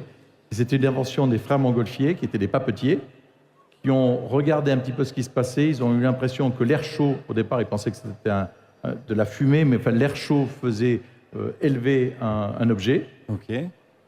Ils ont profité de la présence des États du Vivarais, qui étaient les représentants du roi à l'époque, et ils ont dit, voilà l'invention. Mais attends, tu veux dire que la toile de Montgolfière, c'était du papier à la base? La toile, c'était du papier. Ils foutaient le feu sous du papier? Alors, ils mettaient le feu... C'est un peu plus compliqué que ça. Non, tu es dans le vrai. C'est vraiment... tu mettais... Et alors, parce qu'on le refait depuis 40 ans, on refait la même chose 43 ans. Donc, tu gonfles une toile de papier, avec l'air chaud, tu fais attention effectivement pas mettre le feu au papier, mais l'air chaud gonfle, et le ballon s'envole. Donc je vous invite tous, enfin, les Annonéens qui sont là connaissent, le 4 juin ou autour du 4 juin. Ah, vous refaites l'expérience On refait à chaque fois avec un ballon en papier, à l'identique, on refait la même chose. Et on tous les ans, lâche. c'est 10 morts. Et alors, ça marche. en fonction des années et de la météo, et ça marche, absolument. Incroyable. Et toi, depuis quand t'es passionné de montgolfière? Alors écoute, moi depuis... les Annonéens, on l'est tous. Ça. T'es obligé, en fait, t'as pas le choix. Ouais, t'as pas le choix. T'as pas le choix. Et puis je suis rentré autour de 20 ans, puis par contre, je suis pilote depuis 25 ans. Ouais. Alors nous, on était vachement curieux, on n'en avait jamais fait avant. Non, déjà, on a compris le principe. L'air chaud fait monter le ballon et la nacelle suit, d'accord. Mais après, une fois que t'es en l'air, comment ça se dirige, ce bazar? C'est ça la question. Voilà. En fait, le pilote peut monter ou descendre. Ça, ok, Ce sont ça, on nos deux l'a. choix. Ce sont nos deux choix. Il met Et du ensuite, verre tu chaud. observes. Ok. Tu regardes un peu ce qui se passe. On a encore plus aujourd'hui qu'il y a 30 ou 40 ans, on a des données météo qui nous permettent de savoir en fonction des couches les directions des vents. Ouais. Donc, ce qui nous aide un petit peu à se diriger. Puis quand il n'y a pas beaucoup de vent, ou comme par exemple quand on a volé vendredi matin, les données météo étaient même légèrement différentes par rapport à ce que l'on avait. Donc on observe les ballons qui sont déjà en l'air, c'est une super référence. Les cheminées, l'hiver, les feux de D'accord. cheminée, voilà. Les oiseaux C'est un peu une aussi, qui planent? Non, les oiseaux non. Non, on s'en Parce que fout les des oiseaux, oiseaux, d'accord. eux, ils font leur chemin. Ils font leur vie. Et ils sont assez loin de nous parce qu'avec les bruits du brûleur, ils aiment pas trop. Ah oui, effectivement. Donc en fonction de ça, on choisit un petit peu ce que l'on veut faire. Mais, bon. Alors, tout est dans le un petit peu de ce que l'on veut faire. Parce qu'on choisit pas forcément où on atterrit. Je te vois venir. Oui, petit à petit. Je voudrais dire, je suis Ah un oui. petit peu dans l'arène là, donc je vais essayer de me Alors, tenir. pourquoi on dit ça? Parce que Raphaël, tu étais avec un équipage que tu as posé de manière totalement aléatoire à un endroit assez compliqué Aléatoire. pour venir te Mais- chercher. Mais par contre, L'idée, c'est tout de à viser l'heure, un tu champ. as dit Oui. un atterrissage de merde. Donc là, je suis obligé de J'ai dire non. dit ça vraiment? Ah, tu l'as dit? Non, Ou je alors- l'ai entendu? Oui. Oui. Mais Jeanne d'Arc aussi, elle entendait des voix. Et... Voilà, Alors c'est attends, sur oui, deux contre un. en fait, ce qui Non, s'est passé, mais- c'est que tu as atterri. C'est bon pour te jeter la pierre, Non, toi, non, mais ça mais nous a fait vas-y, rigoler. On vas-y. s'est dit, putain, on le reçoit aujourd'hui. C'est le président de l'association. Et tu as atterri au milieu de nulle part. C'est Et on a vrai. été obligé d'aller te chercher, qu'on a mis 20 minutes dans les rangs. Ah, plus que ça. Pour Non, aller c'était un grand moment. Là, j'ai vraiment choisi un terrain pour se poser en douceur, mais j'ai complètement foiré l'endroit.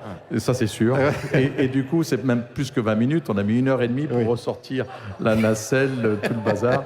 Et il y avait entre autres donc Guillaume qui était avec ses tongs, tranquillement, dans 1 mètre de...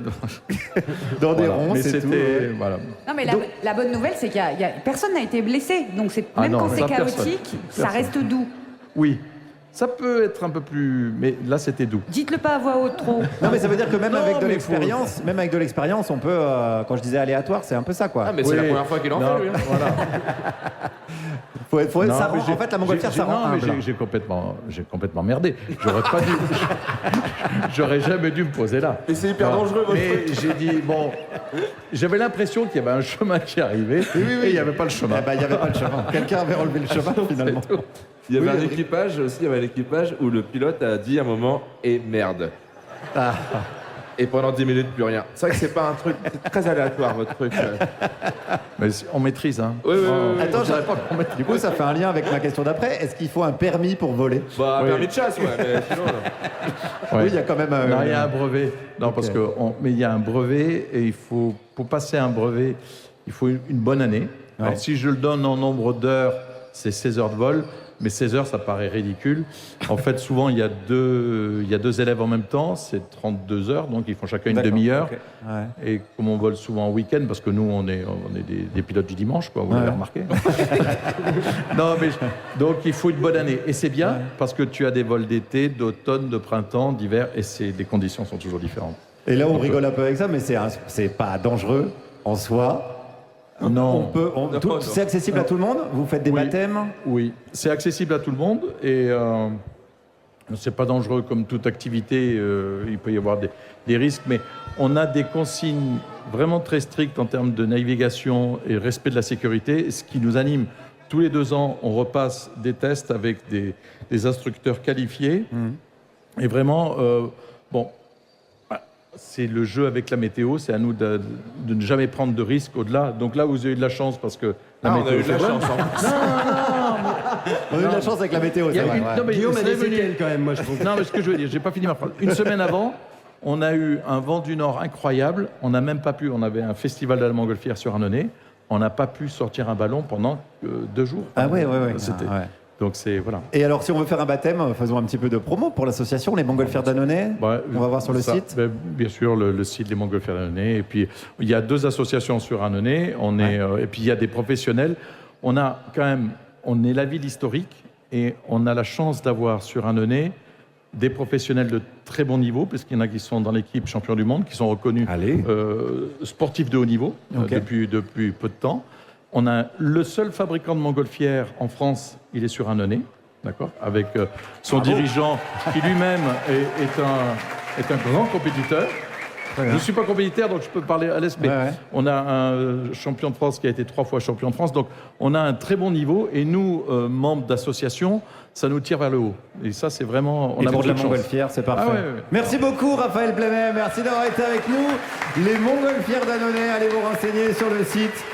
Merci d'avoir joué le jeu. C'est vrai que c'est une première pour toi de parler devant autant de gens. La Radio Nova, c'est une première. Et ben voilà, et ben tu reviens quand tu veux. Mais merci pour l'accueil. Reviendra. C'était Merci. chouette. Belle Merci Raphaël. Reste avec nous d'ailleurs pour écouter Celle qui s'envole haut dans les cieux de la littérature, pour y faire des rencontres et les aiser les. Juliette Arnaud. C'est un beau roman. Juliette Arnaud. Le saviez-vous? Pendant les événements de mai 68, le préfet de police de Paris s'appelait Maurice Grimaud et il était né à Annonay. Elle n'est pas un peu frappée, la Juju, d'évoquer un préfet de police dans la dernière, pile quand l'Assemblée nationale a adopté une loi visant à ce qu'un policier présumé avoir agi dans le cadre légal lorsqu'il fait usage de son arme à feu. Loi qui, à terme, équivaudra à « tuez-les tous, Dieu reconnaîtra les siens ». Ça va, Pierre? C'est assez radical? Je peux faire partie de ta bande? C'est super. Bref, le petit père Grimaud, en mai 68, quand ça se chicotait durement entre manifestants et représentants chargés du maintien de l'ordre, il a écrit une lettre à ces derniers. Il leur a écrit la chose suivante. Frapper un manifestant tombé à terre, c'est se frapper soi-même en apparaissant sous un jour qui atteint toute la fonction policière. Il est encore plus grave de frapper des manifestants après arrestation lorsqu'ils sont conduits dans les locaux de police pour y être interrogés. Pourquoi est-ce qu'il pensait comme ça, Maurice Grimaud? Sans doute parce que quand il était un jeune homme de 21 ans, il a assisté à d'autres événements, ceux du 6 février 1934, 14 morts, 1000 blessés. On savait rigoler à l'époque. Et il s'était dit, ce jeune homme, ouais, non, ça c'est pas OK. S'engager pour que le sang ne coule plus quand tu bosses pour le maintien de l'ordre, c'est comme les antibiotiques, c'est pas automatique. Mais ça arrive dans la vraie vie et dans la série animée japonaise, Pluto, de Toshio Kawaguchi, qui raconte un monde du futur où les humains cohabitent avec des robots assez sophistiqués et blindés d'IA, suffisamment sophistiqués pour nous ressembler à nous humains, à s'y méprendre. Et puis on trouve 7 robots encore plus formidables que les autres, et ils sont tous vétérans de la 39e guerre mondiale abominable, tous sauf un parmi les 7, Epsilon. Le long, l'androgyne, le doux Epsilon, oui je suis amoureuse, a accepté d'être traité de lâche, y compris par ses corélégionnaires. Il n'y est pas allé à la guerre, sauf après, pour prendre en charge les orphelins de guerre.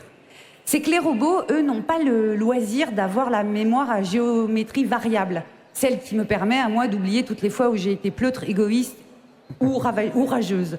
La mémoire des robots ne s'effrite pas. Or, Epsilon, il est pacifiste jusque dans ses circuits électroniques. Et puis un jour, ses potes super robots sont assassinés les uns après les autres. Et la question, c'est comment est-ce qu'il va pouvoir réagir, Epsilon? Regardez la série. Et puis, refuser la guerre, c'est aussi ce qu'avait tenté Ulysse. Vous savez, le gars de Homère dans l'Iliade, il y a cela des siècles et des siècles. Avant la guerre et la chute de Troie, avant les millions de morts antiques, un des chefs grecs est le roi d'une petite île nommée Ithaque. À l'époque, Ulysse, c'est pas encore le célèbre Ulysse, mais c'est quand même déjà le roi d'Ithaque. Dès lors, s'il y a guerre, il doit guerroyer. C'est pas un choix, c'est ainsi. Et pourtant, Ulysse, il va renacler. Il va rechigner comme sa terre rude et pleine de chèvres têtues, parce qu'il veut pas laisser Pénélope et leur lit conjugal, construit à même le tronc d'un olivier millénaire, et il veut pas laisser leur fils Télémaque, conçu dans le lit arbre. Alors Ulysse, il conçoit un plan super rusé, bien connu des mecs de ma génération, pour éviter le service militaire, passer pour un zinzin complet. La délégation grecque arrive pour venir le chercher. Alors qu'est-ce qu'il fait, Ulysse? Il attelle un âne et un bœuf. Déjà, c'est quand même le signe qu'il n'a pas toutes les frites dans le même cornet. Et là, clou du show, il se met à semer du sel. La délégation grecque est dégoûtée, déroutée, mais il y en a un plus sadique que les autres. Qu'est-ce qu'il fait? Il prend le fils d'Ulysse, Télémaque, et il le fout devant la charrue. Et bien sûr, qu'est-ce qu'il fait, Ulysse? Il fait dévier la charrue, fin du pacifisme, la guerre, 10 piges pour en revenir, et dans quel état? Contaminé par la violence. Dès lors, écrivez sur ma tombe, allez vous bagarrer ailleurs, maman, elle est fatiguée. Juliette Arnaud, merci, Madame la future présidente de la République. Juliette, dont les podcasts sont toujours dispo sur toutes les plateformes. Et Juliette qui a quelque chose à nous dire en plus. Oui, je voulais absolument vous signaler que le vendredi 24 juillet, ici, place des Cordeliers à Annonay, à 22h, il y aura, suite au mois des fiertés, la projection en plein air du film Pride. C'est une comédie dramatique qui raconte comment, dans les années 80, sous le gouvernement Thatcher, un groupe activiste lesbien et gay a réuni des fonds pour venir en aide aux familles des mineurs en grève et roués de coups par les forces de l'ordre. C'était déjà l'intersectionnalité. Venez nombreux, bordel. Merci Juliette. On est toujours sur Radio Nova, 21h40. On est toujours avec notre invitée, l'avocate Mélissa Crané. Et puisque tu parlais de défendre ses droits, on va parler de ceux des locataires. Alors, il y a une loi épouvantail, en tout cas, il y a un mot épouvantail qu'on entend tout le temps dans l'actualité aussi, c'est squat. Et on entend genre les lois anti-squat. Alors, ouais. Est-ce que c'est un outil qui est utilisé pour faire flipper la population ? Je pense qu'il y a de ça, au regard des chiffres, c'est ce que j'évoquais tout à l'heure, je pense véritablement qu'il y a de ça. Je pense aussi que c'est très facile parce que c'est un terme un peu poubelle dans lequel on peut mettre un peu plein de situations qui souvent n'ont rien à voir. Moi, j'ai pu voir certains de mes dossiers dans la presse lyonnaise raconter n'importe quoi. Ah, et parler squat, de squat. Ouais. Donc ça, je pense qu'il faut être très vigilant en réalité par rapport à ça. C'est-à-dire que on a des situations parfois où on ne parle pas de squat. On parle d'un propriétaire qui a conclu avec un locataire un contrat de bail qui n'était pas légal. Souvent, on le voit, on est sur des contrats courts ou des contrats qui se veulent à mobilité, flexibilité, plus, comme en droit du travail. En fait, c'est un peu les mêmes logiques, en se disant que ce serait un peu plus simple. Et en fait, il se trouve que dans le texte 89 que j'évoquais tout à l'heure, qui est protecteur des locataires, à partir du moment où on démontre qu'on réside au sein d'un logement depuis plus de 8 mois de manière continue, que le propriétaire en est potentiellement ou non informé, le fait est qu'on tombe sous le joug de cette loi de 89 qui reste quand même protectrice donc des personnes qui ne sont pas dans le rapport, côté force du rapport de force, donc, justement. Ça veut dire concrètement qu'il n'a pas le droit de nous expulser ou de ça veut faire dire appel à la force surtout publique ? qui ne peut pas appliquer un contrat et ensuite espérer que ce contrat, qui est donc illégal, produise des effets illégaux. Okay. C'est-à-dire que devant le juge, à un moment donné, quand on a un propriétaire qui fait n'importe quoi, le juge, il peut requalifier le contrat pour le faire tomber sous le coup de cette loi et donc être plus protecteur et donc empêcher l'expulsion, tout simplement. Donc en fait, par exemple, ça, on peut lire dans la presse, quelqu'un est venu chez moi, squatté, j'ai délivré un congé, la personne ne part pas, alors qu'en réalité, pas du tout. En fait, la personne est juste en train de faire valoir ses droits en tant que locataire, sous couvert de cette loi-là. Mais alors ça voudrait dire que la personne qui a pondu l'article est allée écouter ce que dit le propriétaire et n'a pas jugé utile d'aller demander au locataire. Ouais, très clairement. C'est super comme journalisme. C'est un journalisme de terrain qualitatif. Ouais, c'est comme ça qu'on peut l'appeler. Non, donc ça, c'est un type d'exemple, mais sur lequel je veux revenir parce que j'y ai déjà été confrontée de voir ça. Donc c'est assez embêtant déjà parce que ça veut dire qu'on met encore une fois dans le même sac n'importe quoi. Et je reprenais, là, je vous disais les chiffres tout à l'heure. On est vraiment donc le terme squat qui correspond à le fait de rentrer dans des lieux par voie de fait, manœuvre, de manière complètement illégale. On est sur un peu plus de 300 personnes, presque 400 personnes qui rentrent et qui donc font l'objet d'une décision accélérée. Et là, j'en viens, pour répondre à ta question, à ces lois. Donc ça remonte déjà à 2023. On a une première loi qui vient durcir les conditions Et puis surtout faciliter le fait d'expulser les gens dans ce type de situation-là. Mais là, plus récemment, on a la loi en janvier aussi. En tout cas, on a des textes qui sont venus compléter ce dispositif-là et qui viennent faciliter encore plus. Et en fait, ce qu'on voit quand c'est titré dans les journaux, c'est vraiment endiguer le phénomène de squat qui n'est, encore une fois, au regard des chiffres, on parle de 300 000 personnes dans la rue, on parle de 390 squatteurs expulsés. Donc ça veut dire que quand on applique ce texte qui déjà est particulièrement violent, parce qu'on parle encore une fois du droit au logement, donc juste d'avoir un toit au-dessus de sa tête. De survie, quoi. Voilà, exactement. Et pas le fait de posséder un bien. Enfin, je sais pas, pour moi, c'est peut-être naïf, hein, mais entre avoir et être, parce que c'est de ça dont on parle, il y a un moment donné où le bon sens veut qu'on ne fait pas la part belle à ces 400 propriétaires au détriment des 300 000 qui sont dans la rue. Voilà. Oui. En effet, ça me semble être du bon sens, le fameux bon sens. Et oui. Non, personne n'avait une question. Ah ok, pardon.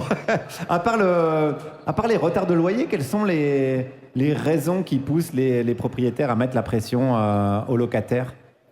Alors, il y a plusieurs cas de figure, hein, mais ce qu'on peut parfois observer en pratique, donc on a évidemment cette question du retard de loyer, et encore une fois, on se plaint de ces personnes qui profiteraient de la CAF pour avoir des revenus, mais les personnes qui achètent à un moment donné et qui comptent sur le locataire pour rembourser, on s'en émeut pas 2 secondes. Hein. Pour moi, c'est des mécanismes qui sont assez similaires en réalité, donc ce qui me fait pas avoir plus de sympathie dans ce cas de figure-là, c'est souvent ce qu'on voit en fait sous les publications qui parlent de l'encadrement des loyers, etc., de dire oui, mais pensez à ces petits propriétaires qui peuvent pas rembourser leur crédit. Oui, c'est pareil avec les entreprises. Les petites entreprises. Ils comptent donc sur des personnes particulièrement précaires qui, parfois, gagnent très bien leur vie, mais n'ont juste pas accès au crédit, parce que là aussi, on est sur un durcissement des conditions au niveau des banques, en fait. Hein. Des intérimaires qui gagnent 2 000 € par mois de manière tout à fait régulière pourraient tout à fait, en fait, payer des échéances de crédit immobilier. Ce qu'on constate, c'est qu'on est sur des échéances qui, parfois, en plus de ça, sont moins élevées que le loyer qui est particulièrement élevé, notamment dans des cas où l'encadrement n'est pas respecté. Enfin bref, je trouve qu'il y a vraiment beaucoup de choses... J'ai oublié ta question, je m'en vais. La question, c'était à part le... Ah non, attends, je vais poser une autre petite question. Avant de reposer ma question, est-ce que c'est un truc que tu conseilles si on voit que le bail est illégal? Est-ce que tu conseilles d'arrêter de payer le loyer, ou alors c'est quand même toujours mieux de... Moi, en tant qu'avocate, je le conseille pas. D'accord. Maintenant, la réalité, c'est qu'on voit certains cas de figure où il faut faire des mécanismes de pression si on veut faire en sorte qu'on en parle et que du coup les personnes puissent se poser la question de se dire est-ce que les situations sont ok ou pas ok. Je pense notamment à cette question des passoires thermiques aujourd'hui dont on discute beaucoup, notamment pour la canicule. Mais indépendamment de ça, moi là où je dis de vraiment faire attention sur le fait de payer les loyers, c'est que en fait on se retrouve dans des situations où, et là je parle pour un public qui est plutôt précaire, qui va percevoir des APL notamment. Quand un bailleur privé perçoit des APL, c'est le bailleur privé qui transmet à la CAF le fait de dire oui, il me paye bien les loyers. Ah oui, d'accord. Et donc en fait, ce qui se passe quand on arrête de potentiellement payer ses loyers, c'est qu'on est le propriétaire qui vient dire à la CAF attention, il ne me paye plus les loyers. Et en fait, ça vient agrandir la dette parce que la personne ne doit plus payer, par exemple, j'en sais rien, moi, les 400 € sur les 800 € de loyer qu'il versait de sa poche. Ouais. Il va devoir payer les 800 euros de loyer pour pouvoir à un moment donné rétablir ses droits auprès de la CAF. Donc c'est par rapport à ça, c'est quelque chose de pratico-pratique qui peut mettre en fait des ménages vraiment en grande difficulté. Maintenant, ce que je constate aussi, c'est que la réalité, c'est qu'il y a des gens qui arrêtent de payer les loyers très souvent quand en fait, on ne respecte pas leurs droits. L'indécence du logement notamment, l'insalubrité, et heureusement, parce qu'il y a tout un enjeu autour des questions de preuve, c'est-à-dire comment on fait pour faire valoir notamment l'indécence d'un logement ou ce genre de choses-là. On vient nous dire commissaire de justice, on est sur des constats qui sont excessivement chers pour des foyers qui sont souvent déjà précaires. En réalité, et là, moi je remercie aussi les acteurs locaux, je parle à nouveau de l'Alpil qui agit sur la région où je suis moi, mais on va avoir des constats qui peuvent être faits de techniciens qui viennent justement, et en fait on peut grappiller comme ça et derrière devant le juge faire valoir qu'en effet il y a eu un non-paiement du loyer à un moment donné, mais qu'en réalité on demande des dommages et intérêts pour d'autres raisons. Et c'est en ça que des fois le rôle de l'avocat il est intéressant, parce que les lois dont on parle depuis tout à l'heure, Casbarian, loi anti-squat, enfin j'ai un peu dérivé, mais ces lois-là, elles viennent durcir en réalité les conditions pour permettre à des gens de rester dans un logement quand il y a une dette de loyer. C'est-à-dire par exemple il faut une reprise du loyer plein au jour de l'audience, ce qui n'était pas le cas avant. C'est-à-dire qu'avant avant, parce que moi, Oui, c'est très technique. En fait, tout est il y a fait vraiment pour des emmerder choses qui sont faites pour bloquer. Moi, une chose sur laquelle j'aimerais insister, parce que c'est les gens avec qui je travaille et que j'accompagne, les personnes qui ne payent pas leur loyer, je pourrais dire qu'il y a à peu près 3 profils. Le premier profil, c'est des personnes qui ont eu véritablement un accident de la vie ou une difficulté très concrète qui, à un moment donné, les met dans une difficulté qui est telle que cette dette, elle vient se prolonger dans le temps. Un exemple tout bête, hein. J'ai une cliente où son numéro de la sécurité sociale, il s'avère que c'est le même que celui d'un autre pélo, en fait. Et à un moment donné, ce qui fait que quand elle a le droit au chômage, mais que l'autre personne travaille, ça lui coupe ses droits. Ah ouais, d'accord. Donc voilà, en fait, c'est une réalité, c'est-à-dire que c'est une personne qui ne peut pas toucher auprès de la CAF, et pour le coup, on ne va pas avoir un régime de faveur dans son cas, alors même que les situations est particulièrement alarmantes. Donc on a ce type-là de profil-là. Le deuxième type de profil, ça va être plutôt quelqu'un qui justement veut faire valoir ses droits, et donc qui s'y prend un peu maladroitement. Et le dernier, c'est en effet ceux qui disent, en fait, je m'en fous. Il y en a un peu. Ouais, il y en a quelques-uns. Bon, voilà. Maintenant, en termes de proportionnalité sur les personnes que je vois, on n'est pas du tout sur une grande majorité. Et en plus de ça, ça va être des personnes qui peuvent être dans des situations de professionnels qui font que...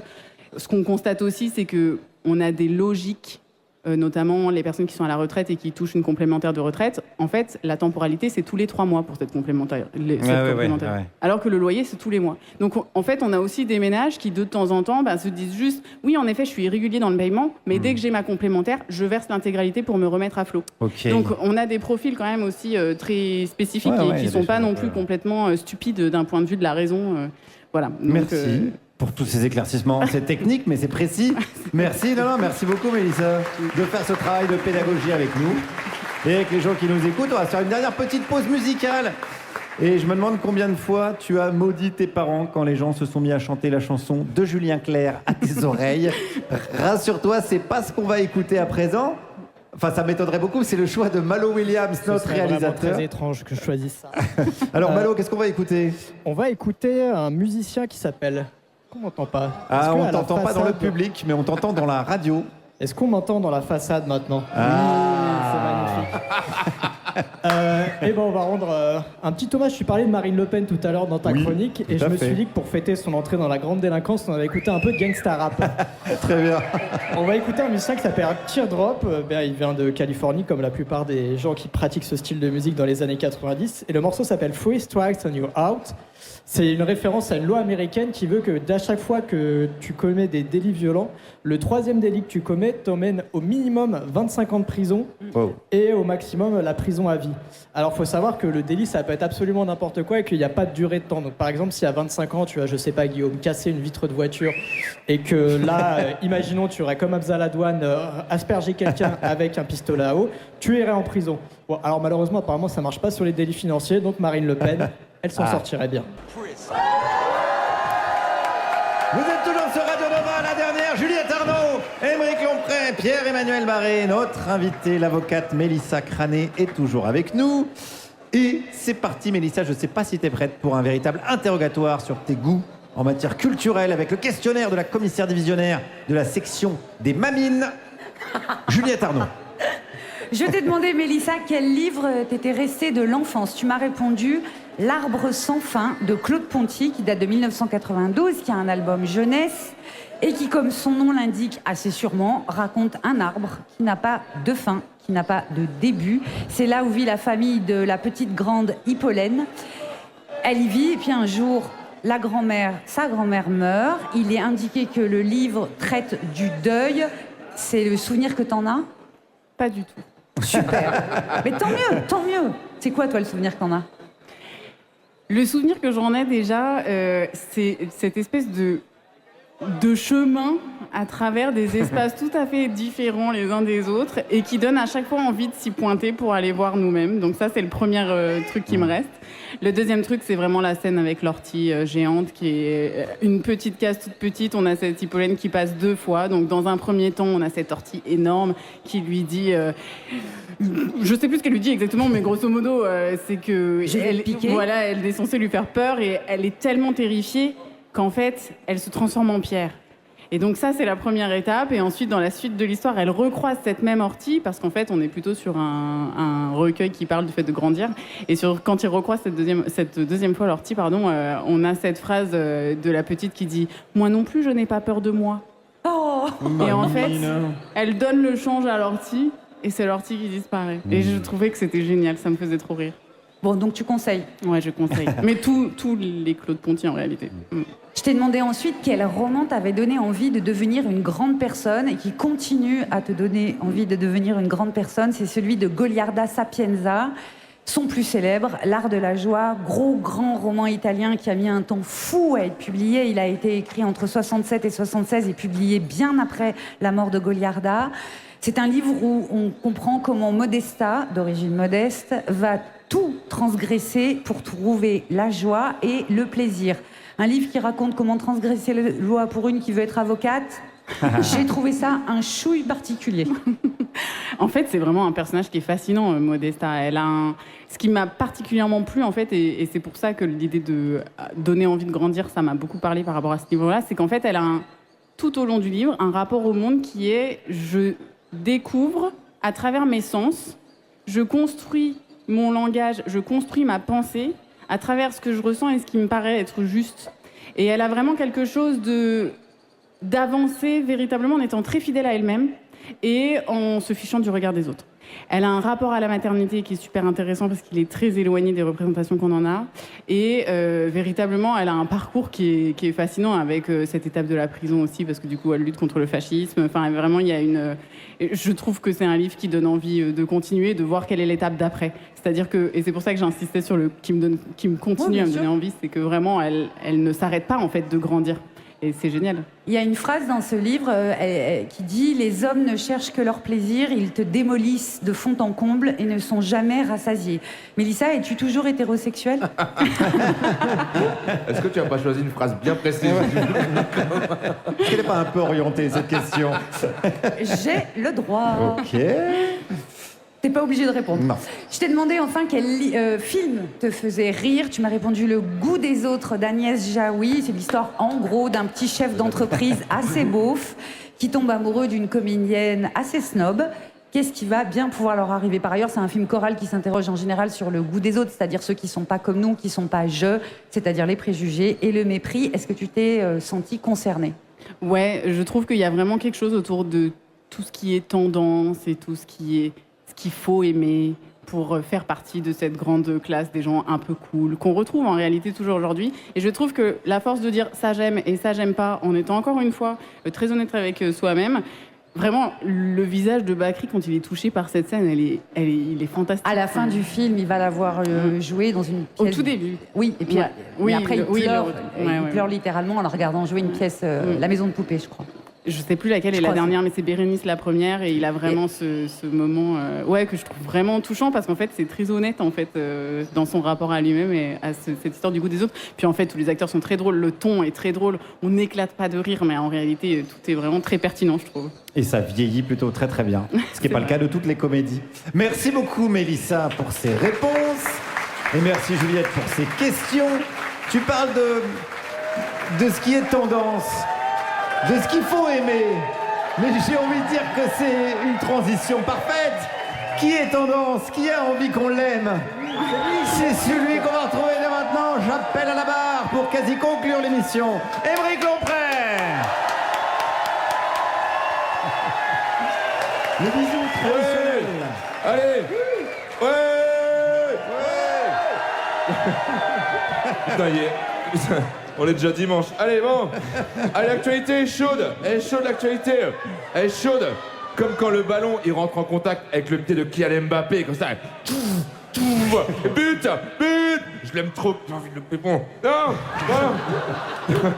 Il y en a qui regardent le foot ici en Ardèche? Non. Ah non, regarde pas le foot, c'est trop capitaliste le foot. On est de gauche, nous. Nous, on aime bien la slackline, les acrobaties. J'ai inscrit mon enfant au cirque, il adore. Je l'ai appelé échafaudage. Et puis regarder des gens courir après un ballon, non merci. Casse les couilles les babos là, putain merde. Non. Est-ce qu'on vient vous casser les couilles quand vous nous parlez de vos tiers-lieux là? Putain, non. Bah nous en fait on est 3 assos, on a retapé une ferme, il y a un jardin partagé, on répare des vélos. Tu veux goûter nos concombres? Non. Attends mais c'est prix libre, hein, c'est prix libre. Je veux des frites. Non mais j'aime pas, non mais je vous aime bien, franchement, j'aime pas appuyer sur les clichés, mais là on était à 10. Non mais j'aurais pas dû boire ce petit punch. Non mais on était à 10 dans la Drôme, super. 10 c'est super. Hein. Mais vous voyez ce que c'est un punk à chien? Bah nous, on a vu un punk à Anne. Mais l'animal, hein, pas le prénom, vraiment. C'est là qu'il faut rire, les gars, c'est là qu'il faut rire. En Ardèche, ils sont là. Bon, c'est normal, c'est normal. Normal. Et j'avais une question pour toi, Emmerich. Est-ce que tu as déjà vu une gare TGV? Ça va vite comment? Ça va vite comment? Je veux dire, par rapport à une montgolfière, à peu près. Non mais, d'ailleurs, on a fait de la montgolfière, là, comme on le disait. C'est de droite, hein, vraiment, c'est de droite. La montgolfière, c'est de droite. On a... Babylone! Non mais... Attends, on a brûlé l'équivalent de 10 bagnoles, on a effrayé tous les animaux de la région, on a mangé du saucisson à 8h du mat, c'est de droite, c'est de droite! Non mais c'est hyper cool, hein, c'est hyper cool, le monsieur qui était tout rouge qui nous en parlait, mais... Non mais c'est vrai que... Attends, c'est un truc, tu montes, tu descends, et pour la direction, c'est assez aléatoire, vraiment, t'es... Monte, tu descends, tu sais pas où tu vas, c'est pas une activité, c'est un taz, vraiment! On va où? On va où? Oh, on sait pas. Mystère du vent, hein. Par contre, j'ai lu saucisson, si tu veux. Bon allez, l'actualité, là. Là, pour ceux qui regardent pas la Coupe du Monde, on a joué contre le Paraguay en 8e de finale, et le Paraguay a perdu. Hein, et il y a une... Tout le monde s'en branle. Non mais attends, ça veut dire que là, c'est le début de ta chronique, en fait. Là, c'est le début Mais tu veux qu'elle était tiède, c'est pour ça. Est-ce que je vous coupe pas ma chronique? Non. Je recommence. Non. Bon, alors, non. Non, mais attends.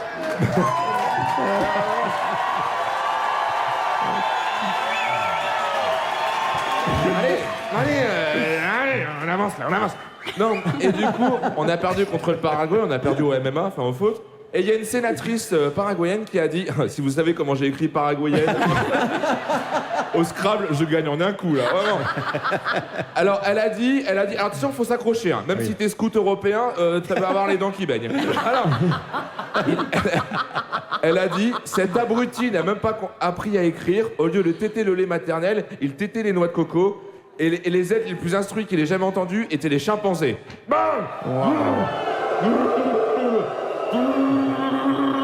Attaque, Blitzkrieg. Passons sur le côté de la ligne Maginot. C'est notre espace vital. Non. Je crois que j'ai jamais entendu un truc aussi raciste, quoi. Vraiment. Pourtant, il m'arrive de passer par la ville d'Orange quand je vais dans le sud. Mais là, je te jure, c'est fou que le racisme soit aussi décomplexé, quoi. Ouais, alors, bon, après Bichette, elle s'est excusée en disant c'était sur le coup de la colère. Bon, déjà, faut être vraiment fan de foot pour être énervé autant, quoi. Moi, par exemple, j'aime bien le foot, tu vois, mais bon, si la Belgique gagne, je vais pas aller voir Stromae en disant j'ai retrouvé ton papa. Et non, il est mort. Non, mais c'est quand même dingue qu'on arrive à pas avancer sur la question du racisme. Va falloir que ça change. Babylone! Quel leader. Alors, du coup, moi, j'ai réfléchi à un truc pendant l'émission, si j'ai rien écouté. Et c'est un message qui voudrait... c'est un message pour les racistes, qui semblent de plus en plus nombreux. Comme le monde est de plus en plus mondialisé, et que tout le monde voyage de plus en plus, tu sais, tout le monde va vouloir ken entre eux, enfin, tout le monde va baiser ensemble. Et du coup, je m'attendais à un rire, là, hein, vraiment. Non. Donc du coup, je me suis dit, il va y avoir de plus en plus de métis dans le monde. Au final, il y aura plus que des métis, quoi. Du coup, après, les racistes vont être là. Attendez. Là, va falloir que je sorte mon nuancier. Attendez. Alors, je propose que dès maintenant, on se mette d'accord pour ostratiser d'autres personnes. D'accord? Par exemple, les gens qui ont les terlieux. Merci de m'avoir écouté. Emmerich Lompré, merci beaucoup, Emmerich. On retrouve en spectacle en librairie avec YOLO. Merci beaucoup. On est toujours avec notre invitée Mélissa Crané pour quelques courts instants. Et ça tombe bien, on a quelques courtes questions. pour toi, Mélissa. Pierre-Emmanuel. Oui, Mélissa, beaucoup de gens sont mal logés. Pourquoi on les met pas dans des endroits qui servent à rien, comme le Sénat, la bibliothèque de Cyril Hanouna ou la boîte crânienne de Léa Salamé? C'est une excellente question. C'est une très bonne question. Émeric? Oui, moi j'ai une question en plus. Est-ce qu'on a le droit de pas payer ces 2 derniers mois de loyer et leur laisser la caution, sachant qu'on la récupère jamais? Ouais, c'est une vraie question. Vas-y, hyper intéressant. J'en connais un qui te répondrait oui. Oui. Et il se reconnaîtra. Ok. Et donc Après, ça... il est en prison. Hein. Ouais. On a le droit de le faire. Ça veut dire plus. Ah, le droit, il dit que non. Hein. Le droit dit que non. Bah, Merde. Super question. Juliette. Est-ce que, pour bien comprendre ce que c'est que le droit des affaires, la meilleure série à regarder, c'est Suits? Ouais, après, pas en France, mais ouais. Honnêtement, j'en sais rien, j'y mets pas les pieds dans le droit des affaires. Bon, Ok.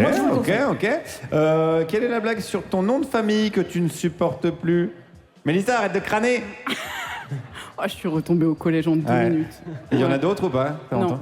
C'était la seule? Non, c'était la principale. Oh non, de Dieu. Ouais, c'était la principale. Pierre-Emmanuel. Oui, Mélissa, est-ce que vous ne pensez pas que l'État devrait garantir aux citoyens les besoins vitaux minimums, c'est-à-dire un logement, des vêtements, de la nourriture, des copains, un jeu de Uno Flip et du lubrifiant, au cas où c'est vraiment des très bons copains et qu'on en a marre du Uno Flip? Oui, je pense, ouais. C'est oui, droit alors, opposable. Droit opposable au lubrifiant. Émeric. Si vous étiez l'avocat, mais le fruit, vous préfériez être en salade ou sur un toast? La deuxième question est moins bien. Toast. Sur un toast. Juliette. La formule de Proudhon, la propriété c'est le vol, à 186 ans, mais il paraît que Marx n'était pas d'accord. Mélissa, est-ce que tu veux bien les départager, s'il te plaît? Proudhon. Ok, dernière question. Mélissa, comme avocate fictive, tu préfères Ali McBeal ou Rachida Dati? Joker. Joker. Merci beaucoup, Mélissa, d'avoir été avec nous. Mélissa Cramé, qu'on peut applaudir. Merci d'avoir fait preuve de patience et de précision. Merci d'avoir été avec nous pendant ces 2 heures. Merci pour le taf. Merci également à Antoine Boussard, qu'on peut applaudir aussi, de l'association Bail. On mettra tous les liens sur nos réseaux sociaux pour faire valoir vos droits. Merci à Raphaël Plenel et Montgolfière Dannonay. Et oui, notre humoriste Eve TGA sur Instagram. Merci à toute l'équipe Dannonay, la capitale du cool. Faites du bruit pour vous. Merci Delphine, Vivien, Romain, Anton, Mathieu, Benjamin, Xavier, Jérôme, Fred, GG, Nicolas, Xavier, Saïda, Isabelle, Babette, tous les agents de la ville d'Annonay. Faites du bruit. Notre sponsor Enercop, merci Enercop. Les équipes techniques de Radio Nova, Fred, Quentin, Malo, notre réalisateur, Malo Williams, accompagné de Lulu, Mathilde, Julien, la technique, Théo, Loris, Quentin à la prod, Mano, Ninon, Yona pour la com, Malika, Oméline, Germain pour les partenaires, Frick Studio pour le générique, Christian pour la programmation musicale, Colline, Élise, Sébastien, Bastien pour les réseaux sociaux. Je vous entends plus, Annonay. Les équipes vidéo, Goodway, Benjamin, Tristan et Alban, dont c'est l'anniversaire. Vous êtes au courant. Notre rédacteur en chef, Ramzi Assadi. Émeric Lompré, Pierre-Emmanuel Barré, Juliette Arnaud. Et Guillaume Meurice. On se retrouve mardi prochain pour la dernière émission de la tournée à Bussan dans les Vosges, au Théâtre du Peuple. D'ici là, amusez-vous bien, sortons-nous les droits du cul et vivons la dernière. La dernière. Nova. Radio Nova, la dernière tournée. Rendue possible par Enercop.